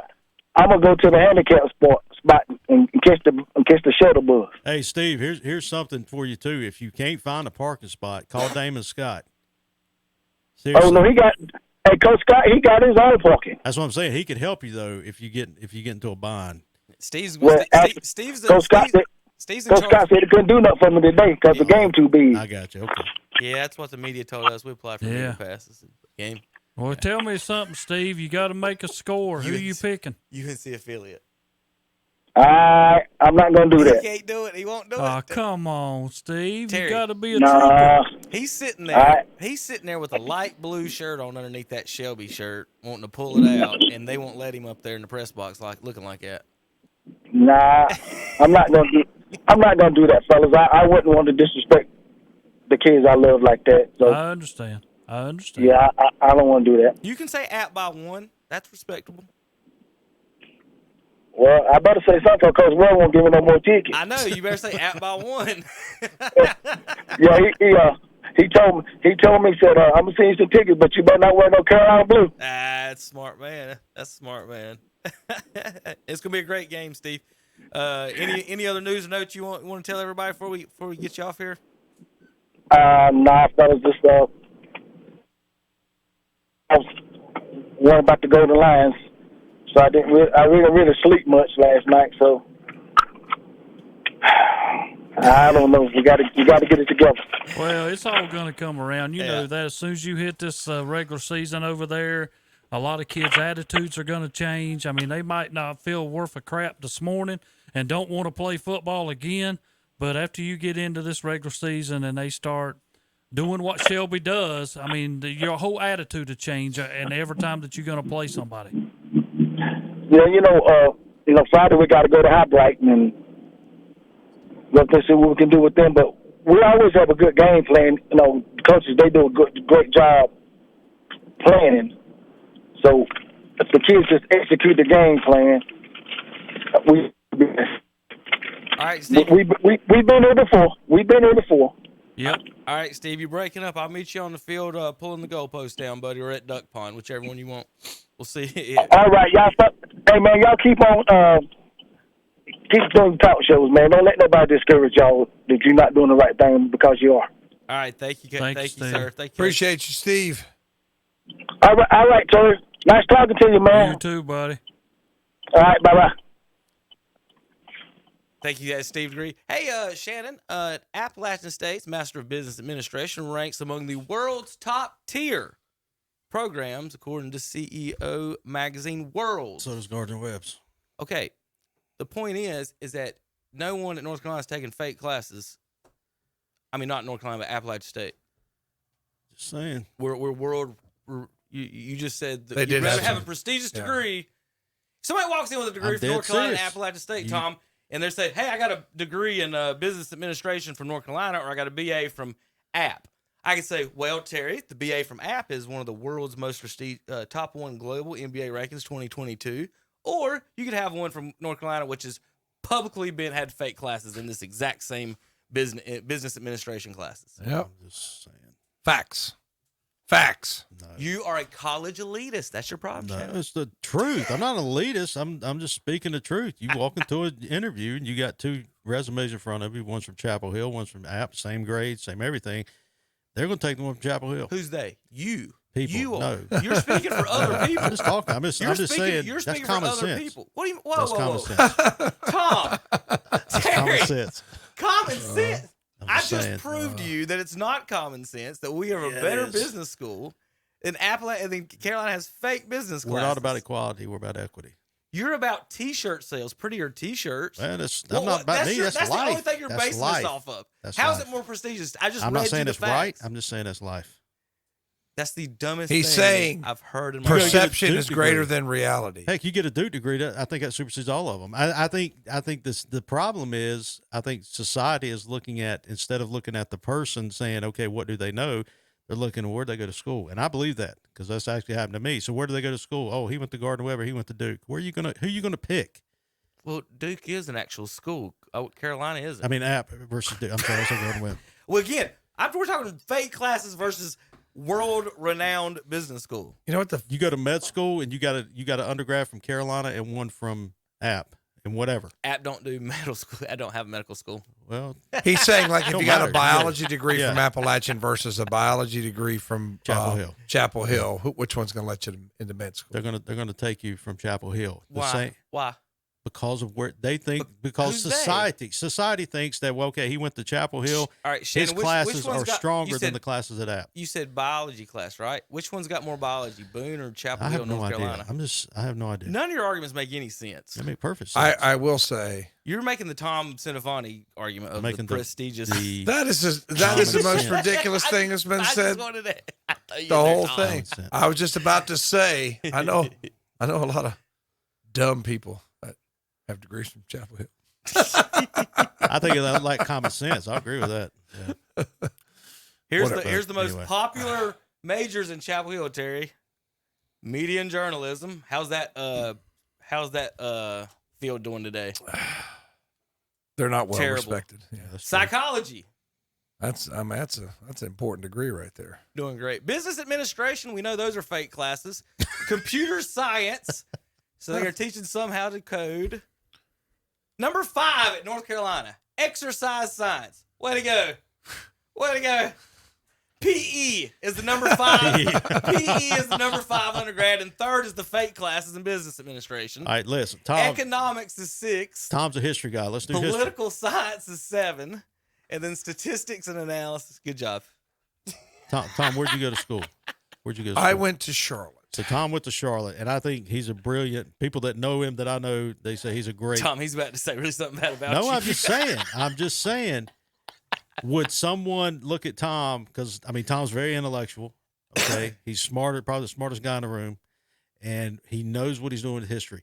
If you took somebody from Chapel Hill that just showed up, and Tom and him are going for the same teaching job wherever. Okay, I think Nod goes, and they have the same experience. And I know you're going to disagree with me, Tom, because you look like it with a monkey in a football right now. But the thing is, if you have the same experience, I'm not saying it's right. I'm just saying that I think that's the way society's leaning towards. Once they talk to Tom, they'd take Tom.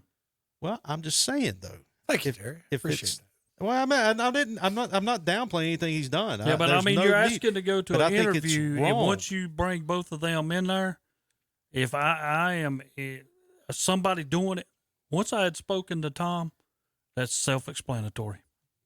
I agree with that, but I'm just saying if you look at their resumes, they're going to say, well, we had a guy who goes to Chapel Hill, or we had a guy graduate from Charlotte.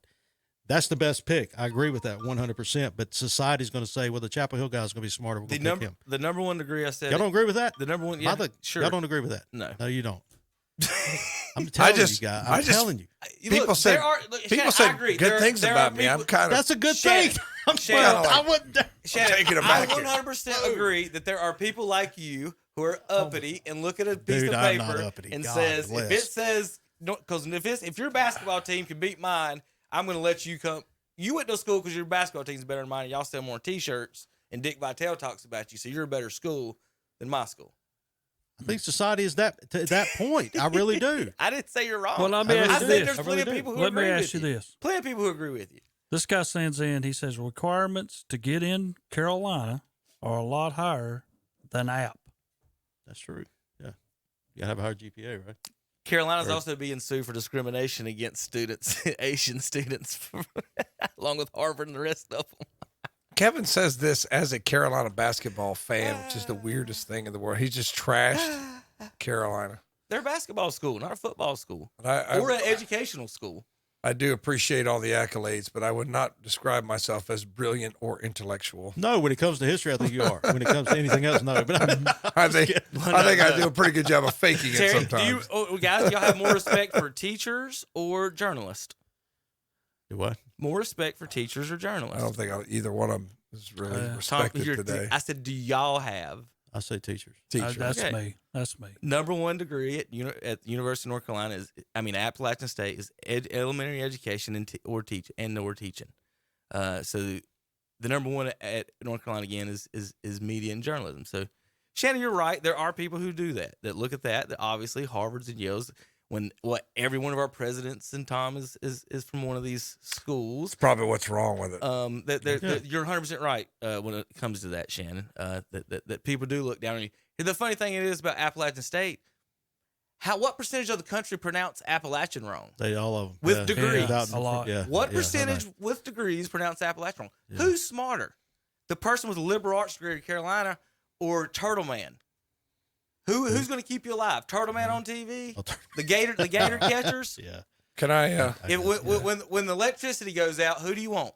Oh, that's right. When my toilet messes up, I want my plumber in there. But let me say this, Tom. I wasn't trying to throw you on this bus. I really wasn't. I know. Because anyway. No, I didn't take it that way. Okay. I didn't take it. We're just having fun, folks. Please do not get mad at home. We're having fun. Well, I just wanted to say that former principal Richard Howell chimed in and he said we always take the people from Appalachian because it's a real teachers' college, basically, in so many words. Yes, exactly. We hire the people from the teachers' college, and Richard was a principal at an elementary school before. So he said that he likes the teachers from the teachers' college. There you go. Okay. Go Apps is what he's saying, Shannon. He's saying go App is what he's saying. So, okay, now let's say this here. You're going to talk about teachers.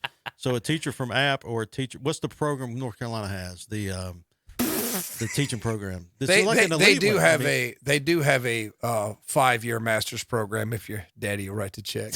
Right. What are you talking if you got a check, we got an education master's for you. The Moorhead Scholarship. That's what I'm talking about. It's like your daddy writes the check, you can get that. Does App have the Moorhead, or is that just a That's state? Carolina. That's just a That's Carolina. And everybody looks at that like, oh gosh, they're a Moorhead nominee. We've or had Moorhead kids from scholarship. West Lincoln who got Shannon, that. at Appalachian State, we just don't give away free degrees. And You gotta earn it. You have to come. Again, who are we talking about? North Carolina. Hey, we just got these degrees. Come on in. But that Moorhead scholarship, you're talking just what, playing. $100,000? Yes, Yeah, that's what I'm saying. Yeah. All right, Terry, those are our picks. I know it took way too long. We went way crazy on some of that. We did. First weekend, we're going to blame it on Shannon. It's his fault. Your fault, Shannon. 11:45 last night. Hey, you want to come to the show this morning? Yeah. It was later I have than no that. sleep. Thank this man for showing up. I know. He has really contributed to the show today. He Makes has. people want you to know mad. that. He has. Talking bad about degrees. Do what? Talking bad about degrees. Where's he at? Steve Degree? What'd you say Degrees. about Steve? Why does it say Ken Link? You didn't even update his name. No, I didn't do any work. What? You wanted me to come in early to set him up? This is your radio station, man. Take a little pride in it. I wasn't coming in. You need to take that clip from Steve backing into the But I Jeep. will say this. No. This man has a newborn child. I keep forgetting that. I take that back. You deserve a little bit extra sleep before you come in. You have a newborn child. Shannon, I have a newborn, and my neighbor complained to me about my dog barking. We're not doing this. No. It's time for a commercial. We're not doing We're this. going to Shannon. We're not doing newborn, this. And he said he sleeps 9 hours a day, and said that he wasn't getting enough because my dog barks. He's 81 JP, years old. let's He go. needs 12. Let's go. He doesn't need enough what? Sleep? There we go. Let's go to break. When we come back, it's time to talk NASCAR and Darlington. By the way, I did forget about that. If you want Darlington tickets today or tomorrow, the next 20 minutes, 30 minutes, college, you don't have to enter a contest. You don't have to know anything. Darlington tickets, Xfinity today, Southern 500 tomorrow. You got till 10:15 to call and talk to JP. Just tell him you want race car NASCAR tickets from Darlington. 704-435-2845. 704-435-2845. Terry, I asked Shannon to go to the NASCAR race this weekend. He said he'd rather pull for Appalachian State against Clemson. We'll be back in a minute. KTCBroadcasting.com. It's time to fall into savings and get ready for cooler weather with a call to Shelby Heating and Air. Right now, they have some fall service deals and other great deals. Like right now, they're offering a fall service special of $89 for a heating system checkup. Don't you be left out in the cold. Also, get up to $750 with a special Shelby Heating and Air discount on qualifying systems. Be ready for the cold with one call to Shelby Heating and Air. 1990 Eves Road in Shelby. Call 704-487-7877. Online at shelbyheating.com. See their page at whatsupshopper.com and like them on Facebook too. Looking for commercial or residential flooring? Look no further than Piedmont Flooring in Lincolnton. Piedmont Flooring is in the same location as Watson Carpet and Tile. Jason Husky, the owner, has military background and is active in the community as well as sports. Piedmont Flooring specializes in laminate, LVP, LVT, sheet vinyl, hardwoods, tile, carpet, cabinets, countertops, VCT, and backsplash. Open Mondays through Fridays, 8 to 5 p.m., Saturdays, 8:30 to 12. Piedmont Flooring, 2129 East Main Street in Lincoln. Call 704-735-2938. It's a family-owned business helping families. It's time to play at the Green Meadows Golf Course on Kelly Road in Mount Holly. Play and ride Monday through Friday for $25. Weekends just $30. Seniors ride and play Monday through Friday for $20. And every Wednesday is Ladies' Day. Ladies play and ride for just $15. So make your tee time now by calling the Green Meadows Golf Course, 704-827-9264. Green Meadows Golf Course, 957 Kelly Road in Mount Holly. It's back, the Cleveland County Fair, September 29th through October 9th, packed with entertainment including 2 big demolition derbies, October 1st and 8th. Ride Our for Rides will be there with 6 new rides, including The Beast. Shows include Hot Diggity Dog, Act Monsters Chainsaw, Renee Riddle, ventriloquist comedian and singer Sylvia Fletcher, the Victoria Circus, and more. Go online and get your advanced all-day armbands for just $20. The 2022 Cleveland County Fair, September 29th through October 9th. For more information, go online at clevelandcountyfair.com. It's time to go picking at Gaston Pickers in Gastonia.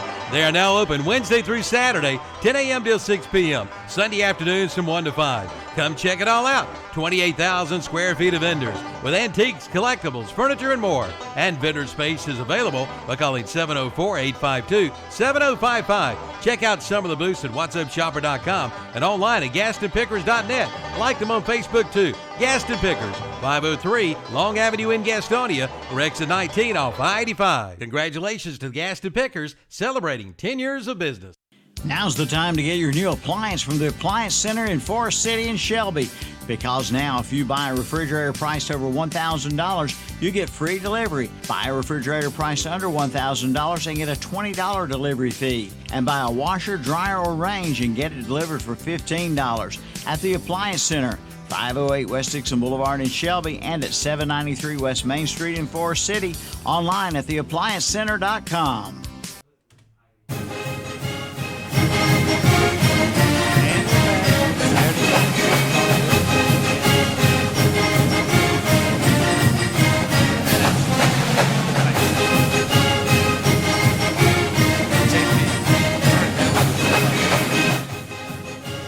You can't hear a word. Welcome once again to There you Fire go. North. We're talking with Kevin the Game. This is Go. action. I got this cool picture. I meant to bring it up. Terry, I meant to send this to you. This was an official photo signing of Appalachian accepting NC State's offer to play in a home and away series. Mountaineers yesterday, this last weekend, signing the. Here, I'll show it for the folks at home. Here's the Mountaineers signing the papers to fight the Wolfpack here in a couple years. That'll be fun. We'll have a lot of fun smack talk for that, of course, coming up. All right, let's see. I've got have some fun tweets and stats. I got to find some this week. Got some baseball stuff. Don't know if we'll get to that. I want to go back through see if in the college sports stuff as well. How about the most expensive? This is as of like a few days ago. The most expensive games of the week: Notre Dame, Ohio State was at $387. Carolina, App State was second at $217. West Virginia, Pitt third, $165. Oregon and Georgia fourth at $144. And Arizona, San Diego State fifth at $133. Totals for those. We talked a lot about that last week. We'll skip over that. Did have one more before we get to the NFL. This is for Shannon and the App States Can't Compete. The last 3 times they opened the season with a P5 opponent, Power 5 opponent. Number 9 Tennessee, lost in overtime. At Georgia, scored 10 on them. 10 more than Vanderbilt can score on them. And we only gave up 31. Vanderbilt gave up 62. A lot better than they did. And then we opened up against number 10, Penn State. Lost in overtime to that one. Choked that one away, Tommy. Yeah, that was a close game. So they almost went up there and beat them. That's starting off against top 15 opponents for them on that. All right, NFL. Panthers and Browns will start off next week. We'll be in the house, a lot of us ourselves, for that. A little bit excited about that. See the Browns know, Deshaun Watson know.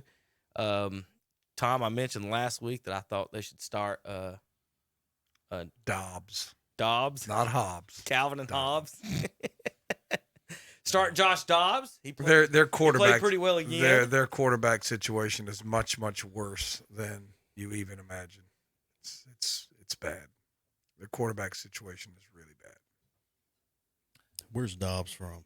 Tennessee. Tennessee. Yeah, that's right. He is from Tennessee. He's a Tennessee Vol. He played for Pittsburgh. He was on their depth chart for a while. I don't think he's maybe one start in his NFL career. He's been around about 5 or 6 years. Good athlete. Well, teams have made their cuts, and the depth charts are here. I want to start. We'll start in Dallas. Dallas cut every one of their backups. Dallas does not have all of them a backup quarterback. Yeah, they cut. They don't have another quarterback on the roster. Tom. They cut every one of them. What? Wow. The only person they're thinking about re-signing. Terry's not ready for me to ask the question I'm about to ask, though. Go ahead, Terry. Yeah, is Greer. Is the only guy they're thinking about letting him come back. Have you not heard? Cut Cooper. They cut him. They cut Ben. They cut everybody. Have you not heard the rumors? Kaepernick. That's not as the backup. That's not going to happen. Kaepernick's like 35. I'm just telling you, Terry. Why you have no quarterbacks on the roster right now? And they've already that's a lot said of smoke Greer coming through that fire. They keep saying Greer, man. Ezekiel Elliott 1 and 2. Then I wanted to bring up the Cowboys depth charts because Rico Dowdle is still sitting there on the depth chart. Terry, AC Reynolds, former quarterback, and did well here against Shelby 1 year, and we mentioned him last night. I want to mention him. So I really didn't understand a lot of things they were doing because when they was talking about Dallas, they said we cut every quarterback that was backup and we cut wide receivers, and I'm like, why are we cutting wide receivers? I mean, we just got rid of, Cooper and all them. I mean, we need some backups over there. Washington's on IR now, so Gallup's questionable, CeeDee Lamb's questionable. I don't know how those injuries are. Tyron Smith out 11 weeks. You still feeling strong about your Cowboys winning that division, Terry? Yes. Oh, yeah. And why would you not? I mean, how can y'all sit here we don't and have tell a me backup that? quarterback or left tackle's not playing this season? Yeah, why would you not it's anybody. I don't care who it is that's playing. If Baker goes down at Carolina, they're done. Because they don't have a backup there. They're 2.5 point favorite to beat Cleveland. Well, I'm just saying. But I mean, like 3 weeks ago, Shannon, you guys had 4 quarterbacks, and people were talking about what are you going to do. Now you might have to sign somebody. Yeah. You're four quarterback. Well, how many are they still paying? I think they're still paying 6. I don't know exactly how that's working out, but you got Darnold and Corral on injured reserve. PJ Walker's now the main backup, and good thing you did trade for Baker Mayfield. So, is the rumors of other backups that or signing someone else that you know of? I have no idea. I don't know. Cleveland just signed a guy from Minnesota after they cut Rosen. I'd never heard of the guy. I mean, I guess they like him for some Josh reason. Rosen just Munn or must Man or just something be like awful. That. What's that? Josh Rosen just must be. It's sad too because he was a 10th overall pick. I mean, your best backup now is sitting out in the 49ers. Garoppolo. Well, he no because he signed. He took a pay cut. Now he's practicing with the team, and all the talking heads are like, "Ooh, it's going to cause every first interception Trey Lance throws. They're going to be calling for Jimmy G." See, that's the thing. They wanted to kind of move on from Jimmy G because now it's going to be, this kid. He's getting your rearview mirror. Smart for keeping him. Somebody's going to trade for him. With a lower salary, it's more likely, I would say. He's guaranteed to stay out there this year, though. Well, Tom, they got Brissett at the 2 and Dobbs right now at the 3. I don't see anybody in the offense. The only person with questionable any type of is defensive. Clowney and Delpit on defense. The only people showing injured, so they're looking kind of healthy right now coming out of camp. I guess Clowney hadn't played any preseason. Clowney's always got something though. I mean, it's just the way it is. I mean, he's always got listed an ankle or a knee or something with that guy. I mean, I guess when you play defensive line, just get banged around a lot. But when you sign that big paycheck, I think that's the whole bottom line. Clowney come into the NFL as one of the top college guys of all time, and to me, he's never worked out for anybody. He just signs great big contracts, and so he's going to get paid. But to me, he's never showed his full potential of playing defense for anybody he's been with. He had like 6 sacks, 7 sacks last year. Who's the other lineman Cleveland have is really good? Garrett. Miles Garrett. Yeah. Miles Garrett might be the best in the business. Yeah. I mean, their problems aren't at end. Their problems are at tackle. Like they don't really have a guy in the middle, and you know what that means, Shannon. The teams are going to run on you. Yeah. So I mean, I don't know. Well, I mean, I'm sure they can slide Clowney on the inside some, and they got Tommy Togiai from Ohio State. I don't know. That's one of their question marks is defensive tackle. They've talked about they talked about Sheldon Richardson coming back. So I'm not sure what they're going to do. I'm not sure why they signed they signed another kind of nobody ever heard of him quarterback. I mean, I'm just telling you, and people are trying to be optimistic with Brissett, but I think with Brissett, you're going to be very predictable.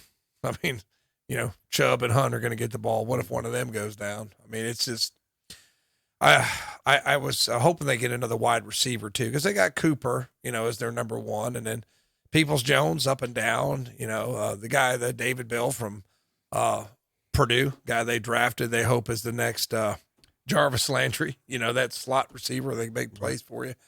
I don't know. They got defensive side of the ball. I'm kind of happy with them. I mean, they got two great corners, Ward and Newsome. And Delphitt's going to play this year, and they got John Johnson III, and a lot of guys that were pretty good in the secondary. Their DBs are really solid.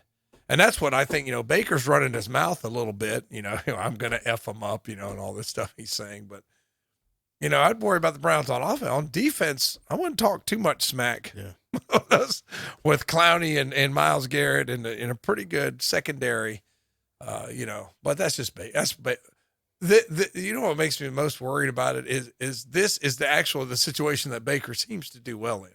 When everybody has basically said, you're trash, you don't have a chance. This is kind of what he thrives in. Now, they may win this one and lose 7 straight, Shannon. I could see that happening, getting a win here and then losing 7 in a row. They're probably not going to have the greatest season, but if you can't move the football, I mean, and Panthers defense is their strength. Right. That's where they drafted. Right. So you're right. You got a strong Panthers defense, relatively speaking, and Cleveland doesn't know what they're going to do on offense. I mean, they only have 2 tight ends on the roster. It's like, what are you doing? Stefanski likes to run all these 3 tight end sets, and you've got 2 on the roster. I'm not the GM, but just a lot of the things they've done, you're like, what are y'all doing? Well, Shannon, the Observer asked the question, should Cam Newton be Baker Mayfield's backup? No. He's not on a roster, right? No, he's nowhere. He's on the same roster we are. I think he's done. He needs to go. I don't think he's done. I think he could go somewhere like a Dallas. He can go to another market and be a backup there. As far as Carolina, you got fans here are so ignorant that you say, "Oh, Cam's got to be, he's the best quarterback we've ever had." In some circles, he had some good years. He had some good years, and they say, "Oh, he needs to be the starting quarterback." And it's like, are you kidding me? But I think he can go to a Dallas. I think he can go to, I don't know, wherever else, Seattle, somewhere just away from here, and he can start over again, or start where he wants to. But what he needs to do? He needs to go like fashion clothes or something. he needs to go do something. Terry, you could be back up there in Dallas. They talked about him last year. You're sitting there with no quarterback now. Why do you want the distraction? Why do you want what I'm saying. all his outfits there you and go. hats? It wouldn't be a distraction. It wouldn't be a distraction in Dallas, though. They're not benching him. They're not benching Dak for him for any reason. There's nothing Cam can do that Dak can't do. Go to Cleveland. I bet Cleveland would take him. No. You don't think so? We don't want him. We have got enough. What can he do that Josh Hobbs can't do? I'm just what I hate. I'll call him his right name when they start him.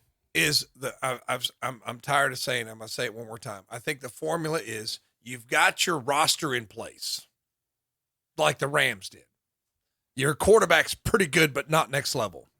Okay, sell the farm. Go get your guy. I understand that because your roster's good now. So go ahead and give up some picks and get your guy.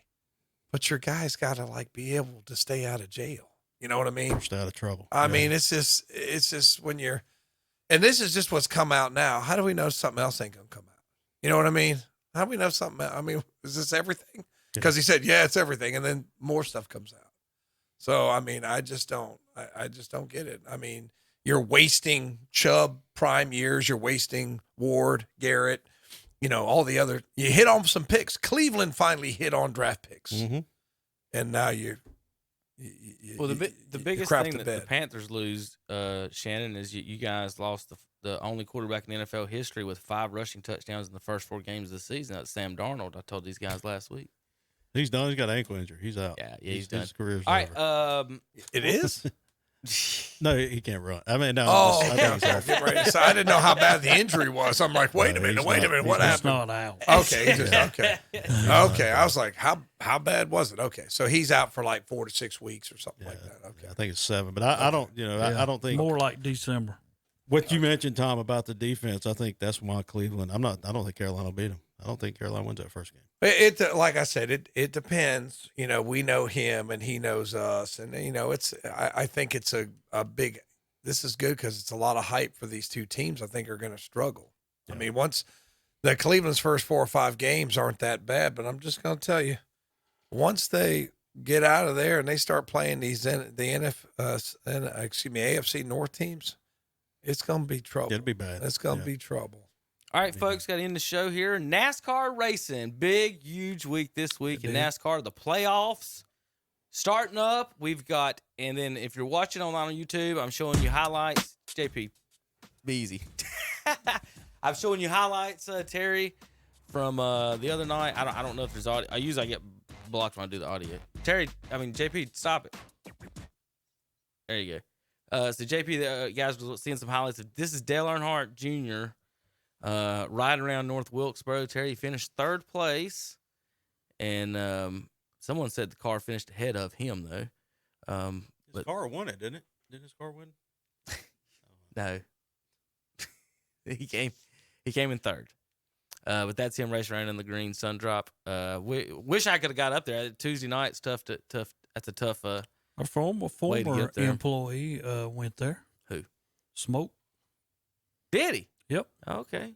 Good for him. How is Smoke doing? I hope he saw a good race up there. I went to the NASCAR Hall of Fame this past week. Took the kids on Tuesday, and Austin had been begging for it. Terry, they've got the their salute to Chevrolet because they're the all-time winningest manufacturer. So if you folks have never been, when you walk in, they got this big room, and then they got the thing called Glory Road, and Glory Road is it's got the cars on it, but what's cool about it, if you've never been, it's got the slope of all the tracks.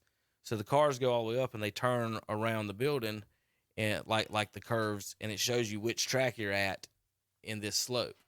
So yeah, I've got pictures of the kids at Talladega. You can't even stand on the track, Terry, at 33-degree banking in Talladega, and they've got, of course, the cars are screwed into the wall there, holding on to that. But the banking there is insane. I wish I could put this picture up for you guys.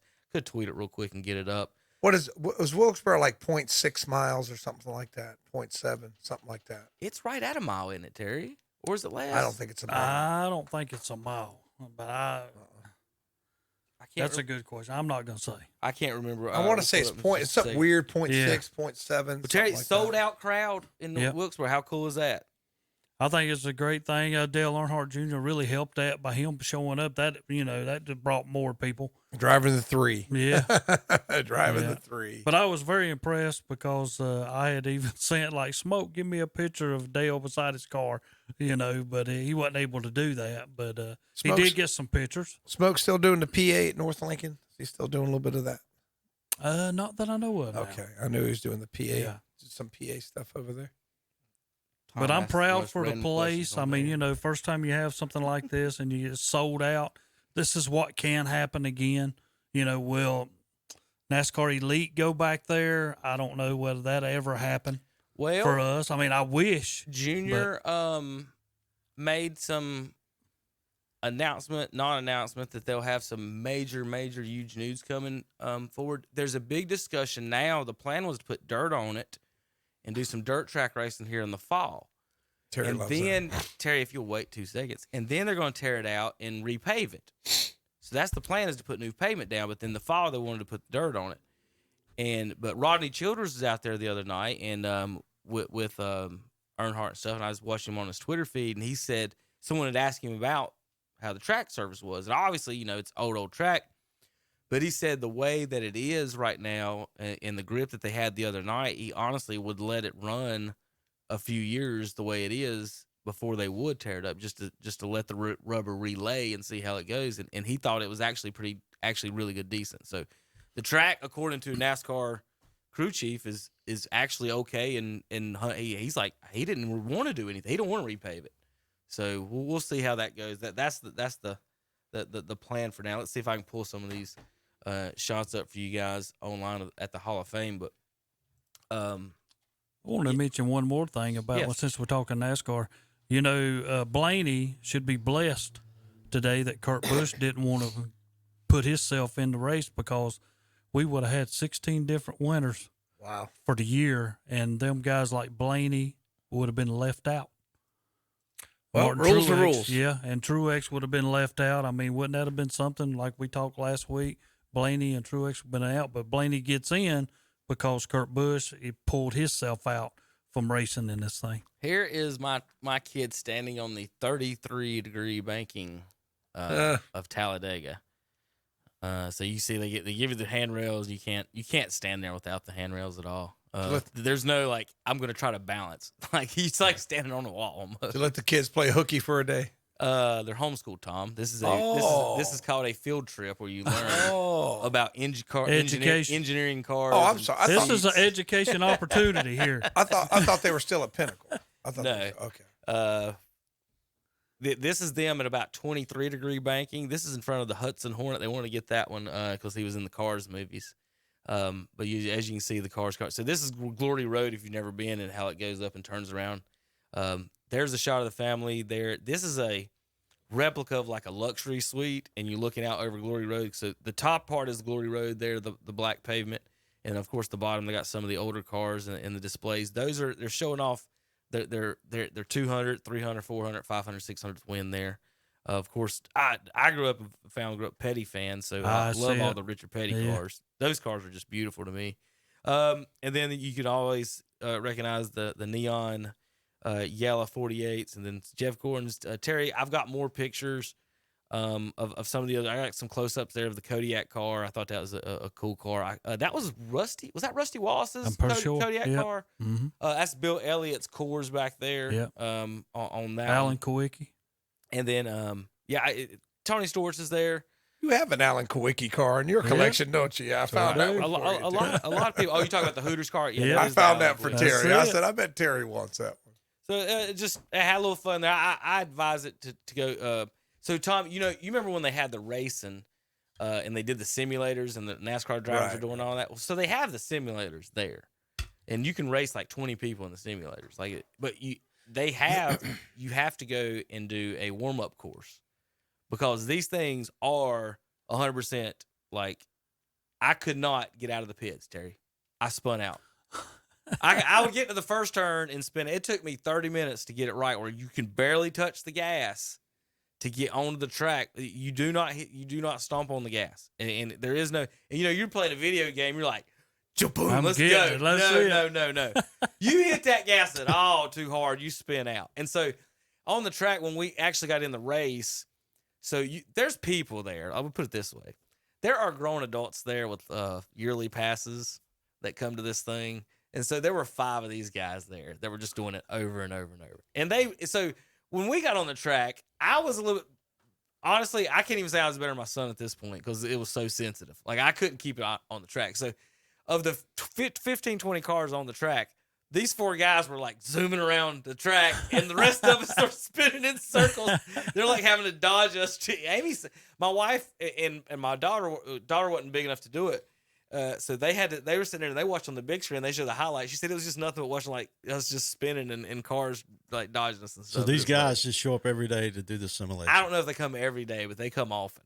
Wow. I'll put it that way. These fellas come often. The funniest thing so they've got they got air tunnel demonstrations. They got a thing where you can crank the engine up. They got an engine room where it's a quiet room though, but you can throttle it up and you try, and it shows you like the track you're on and how hard you got to do the throttle on that track. You got to try to keep up with it. The coolest thing, I thought, one of the things that we need, Tom, as broadcasters, is these pit boxes that they crew chiefs use. We need one of these. They've got drawers, they've got seats, they got places for your screens. They got things. These things are awesome. We need a pit box is what we need for our away game. So I'm trying to work on that. I was standing up against the wall on the table, and I will say that it almost got dumped over one time. Oh God, that would have been a disaster. If we had a pit box, we just pull up to the schools and roll it out there and sit on top like of a duck blind. Yeah, just roll it out there. These things are huge. I mean, they're 8-10 foot tall probably, and they sit on top of them so they can see out over the track and stuff. So you also got to go in the trailer that's got all the parts that the team trailer that the car sits in. If you don't know, folks, the car actually sits in the top of those trailers, and you walk through the bottom, hundreds of drawers in there, you got to see the sleeping quarters of the driver. It's the truck driver sleeping quarters, not the actual car. He sleeps in a real RV motorhome, but this is the one with all the parts and stuff. So the truck driver, you can see his sleeping quarters and everything. Really neat. Pit. You got to do a pit stop. One person got to do the jack. Another person got to do the lug nuts. This is what I did, and then another person got to do the gas can. So my daughter did the jack. I did the lug nuts, so nobody ripped a finger off. And then my son did the gas can with a little assistance from the guy because them things are heavy. It's on a machine, but it's still heavy. You have to lift it up and put it in. But they time you. I didn't get a good video of that. My wife didn't, but I wish we did that. But that would have been kind of cool. And I think it was 30-some seconds on our pit stop, Terry. What's the average now? Like 12? Yeah, 11? around 11. Yeah. It took us a little bit longer, Tom. We're a little bit slower, but had a good time. But the best question that I heard. You try to listen around people, talking to people. There was a couple who obviously had never knew anything about NASCAR, and they decided they were just going to drop $100 and come to the NASCAR Hall of Fame. They're taking the tour, and there's a big picture of Dale Earnhardt there on the wall.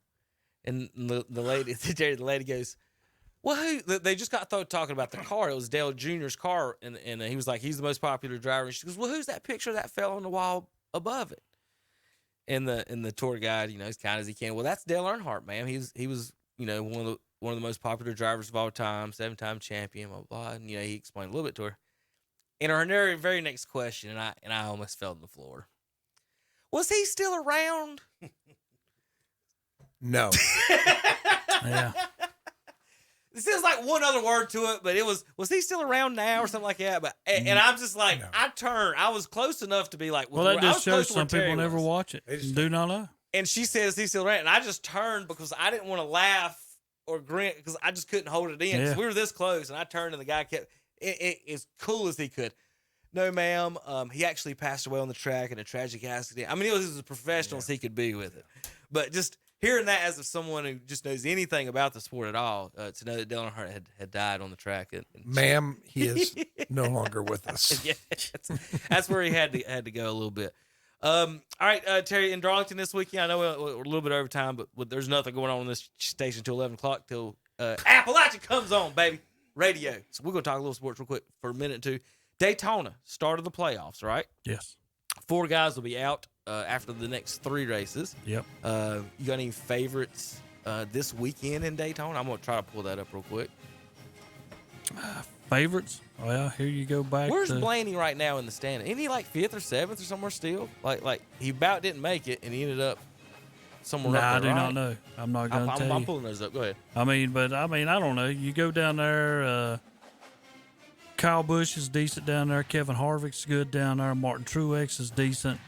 I mean, this is a whole lot different to me than saying Elliott. Because when you go to the short tracks, you're going to mention Elliott and Reddick and all them guys. But to me, this is a whole different group that can win this. This is a good track for Cole Custer if he could be out there, but non-race driver, they can't win it. This would be the hardest thing for me. When this thing starts, and I know you're going to finish your year, you got 10 races. It's got to be hard to go out there and race, but you're doing it for your group to have money, and knowing that you're not part of this chase. Well, what about the Bubba Wallace racing the owner's points situation? Is that not he switched cars? Yeah, he's going to the 45. Was it Reddick that switched with him? Who's in the already in? Because Bush that 45. That's the one was Bush, but somebody was racing for him the last 2 weeks. Ty Gibbs. Okay, so Gibbs is going to the 23 then. That's what I'm saying. Yeah. So they got. I guess if you're not in it, I guess you can switch and do whatever you want to for the now. owner's points. Yeah. All right, so that's kind of weird. All right, here's the standings for the folks that are watching online. I can get rid of this pop-up ad. Chase Elliott's in first with 40 points. Second is Logano at 25. Chastain third with 20. Larson fourth at 19. William Byron 14. Denny Hamlin and Ryan Blaney tied at 6 with 13. Tied at 8th, Reddick and Harvick with 12.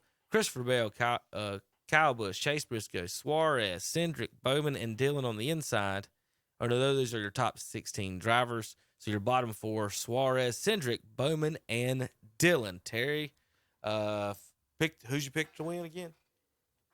If I'm going to pick, I'm going to pick Kevin Harvick. Harvick and Darlington this weekend. I'll see if I can get to the odds, but I doubt I can in time. Tom? Joey Logano. Joey Logano in Darlington. And Shannon. He don't know. Dude, I'm yeah. You got to pick somebody. Is Earnhardt still living? Senior. Yeah, that's your answer. I was hoping. Still alive. Is he I'm still sorry, around? Terry. I know that breaks your heart. It's all good. He will not be here later. Terry, man. I asked him to go this weekend. He said I was asked at 11:45 last night to come in. So no, I'm talking about the race. I asked you and CJ to go to the race Sunday. I told him, Terry, I told him it would be the most memorable father-son experience of their lives. Yeah.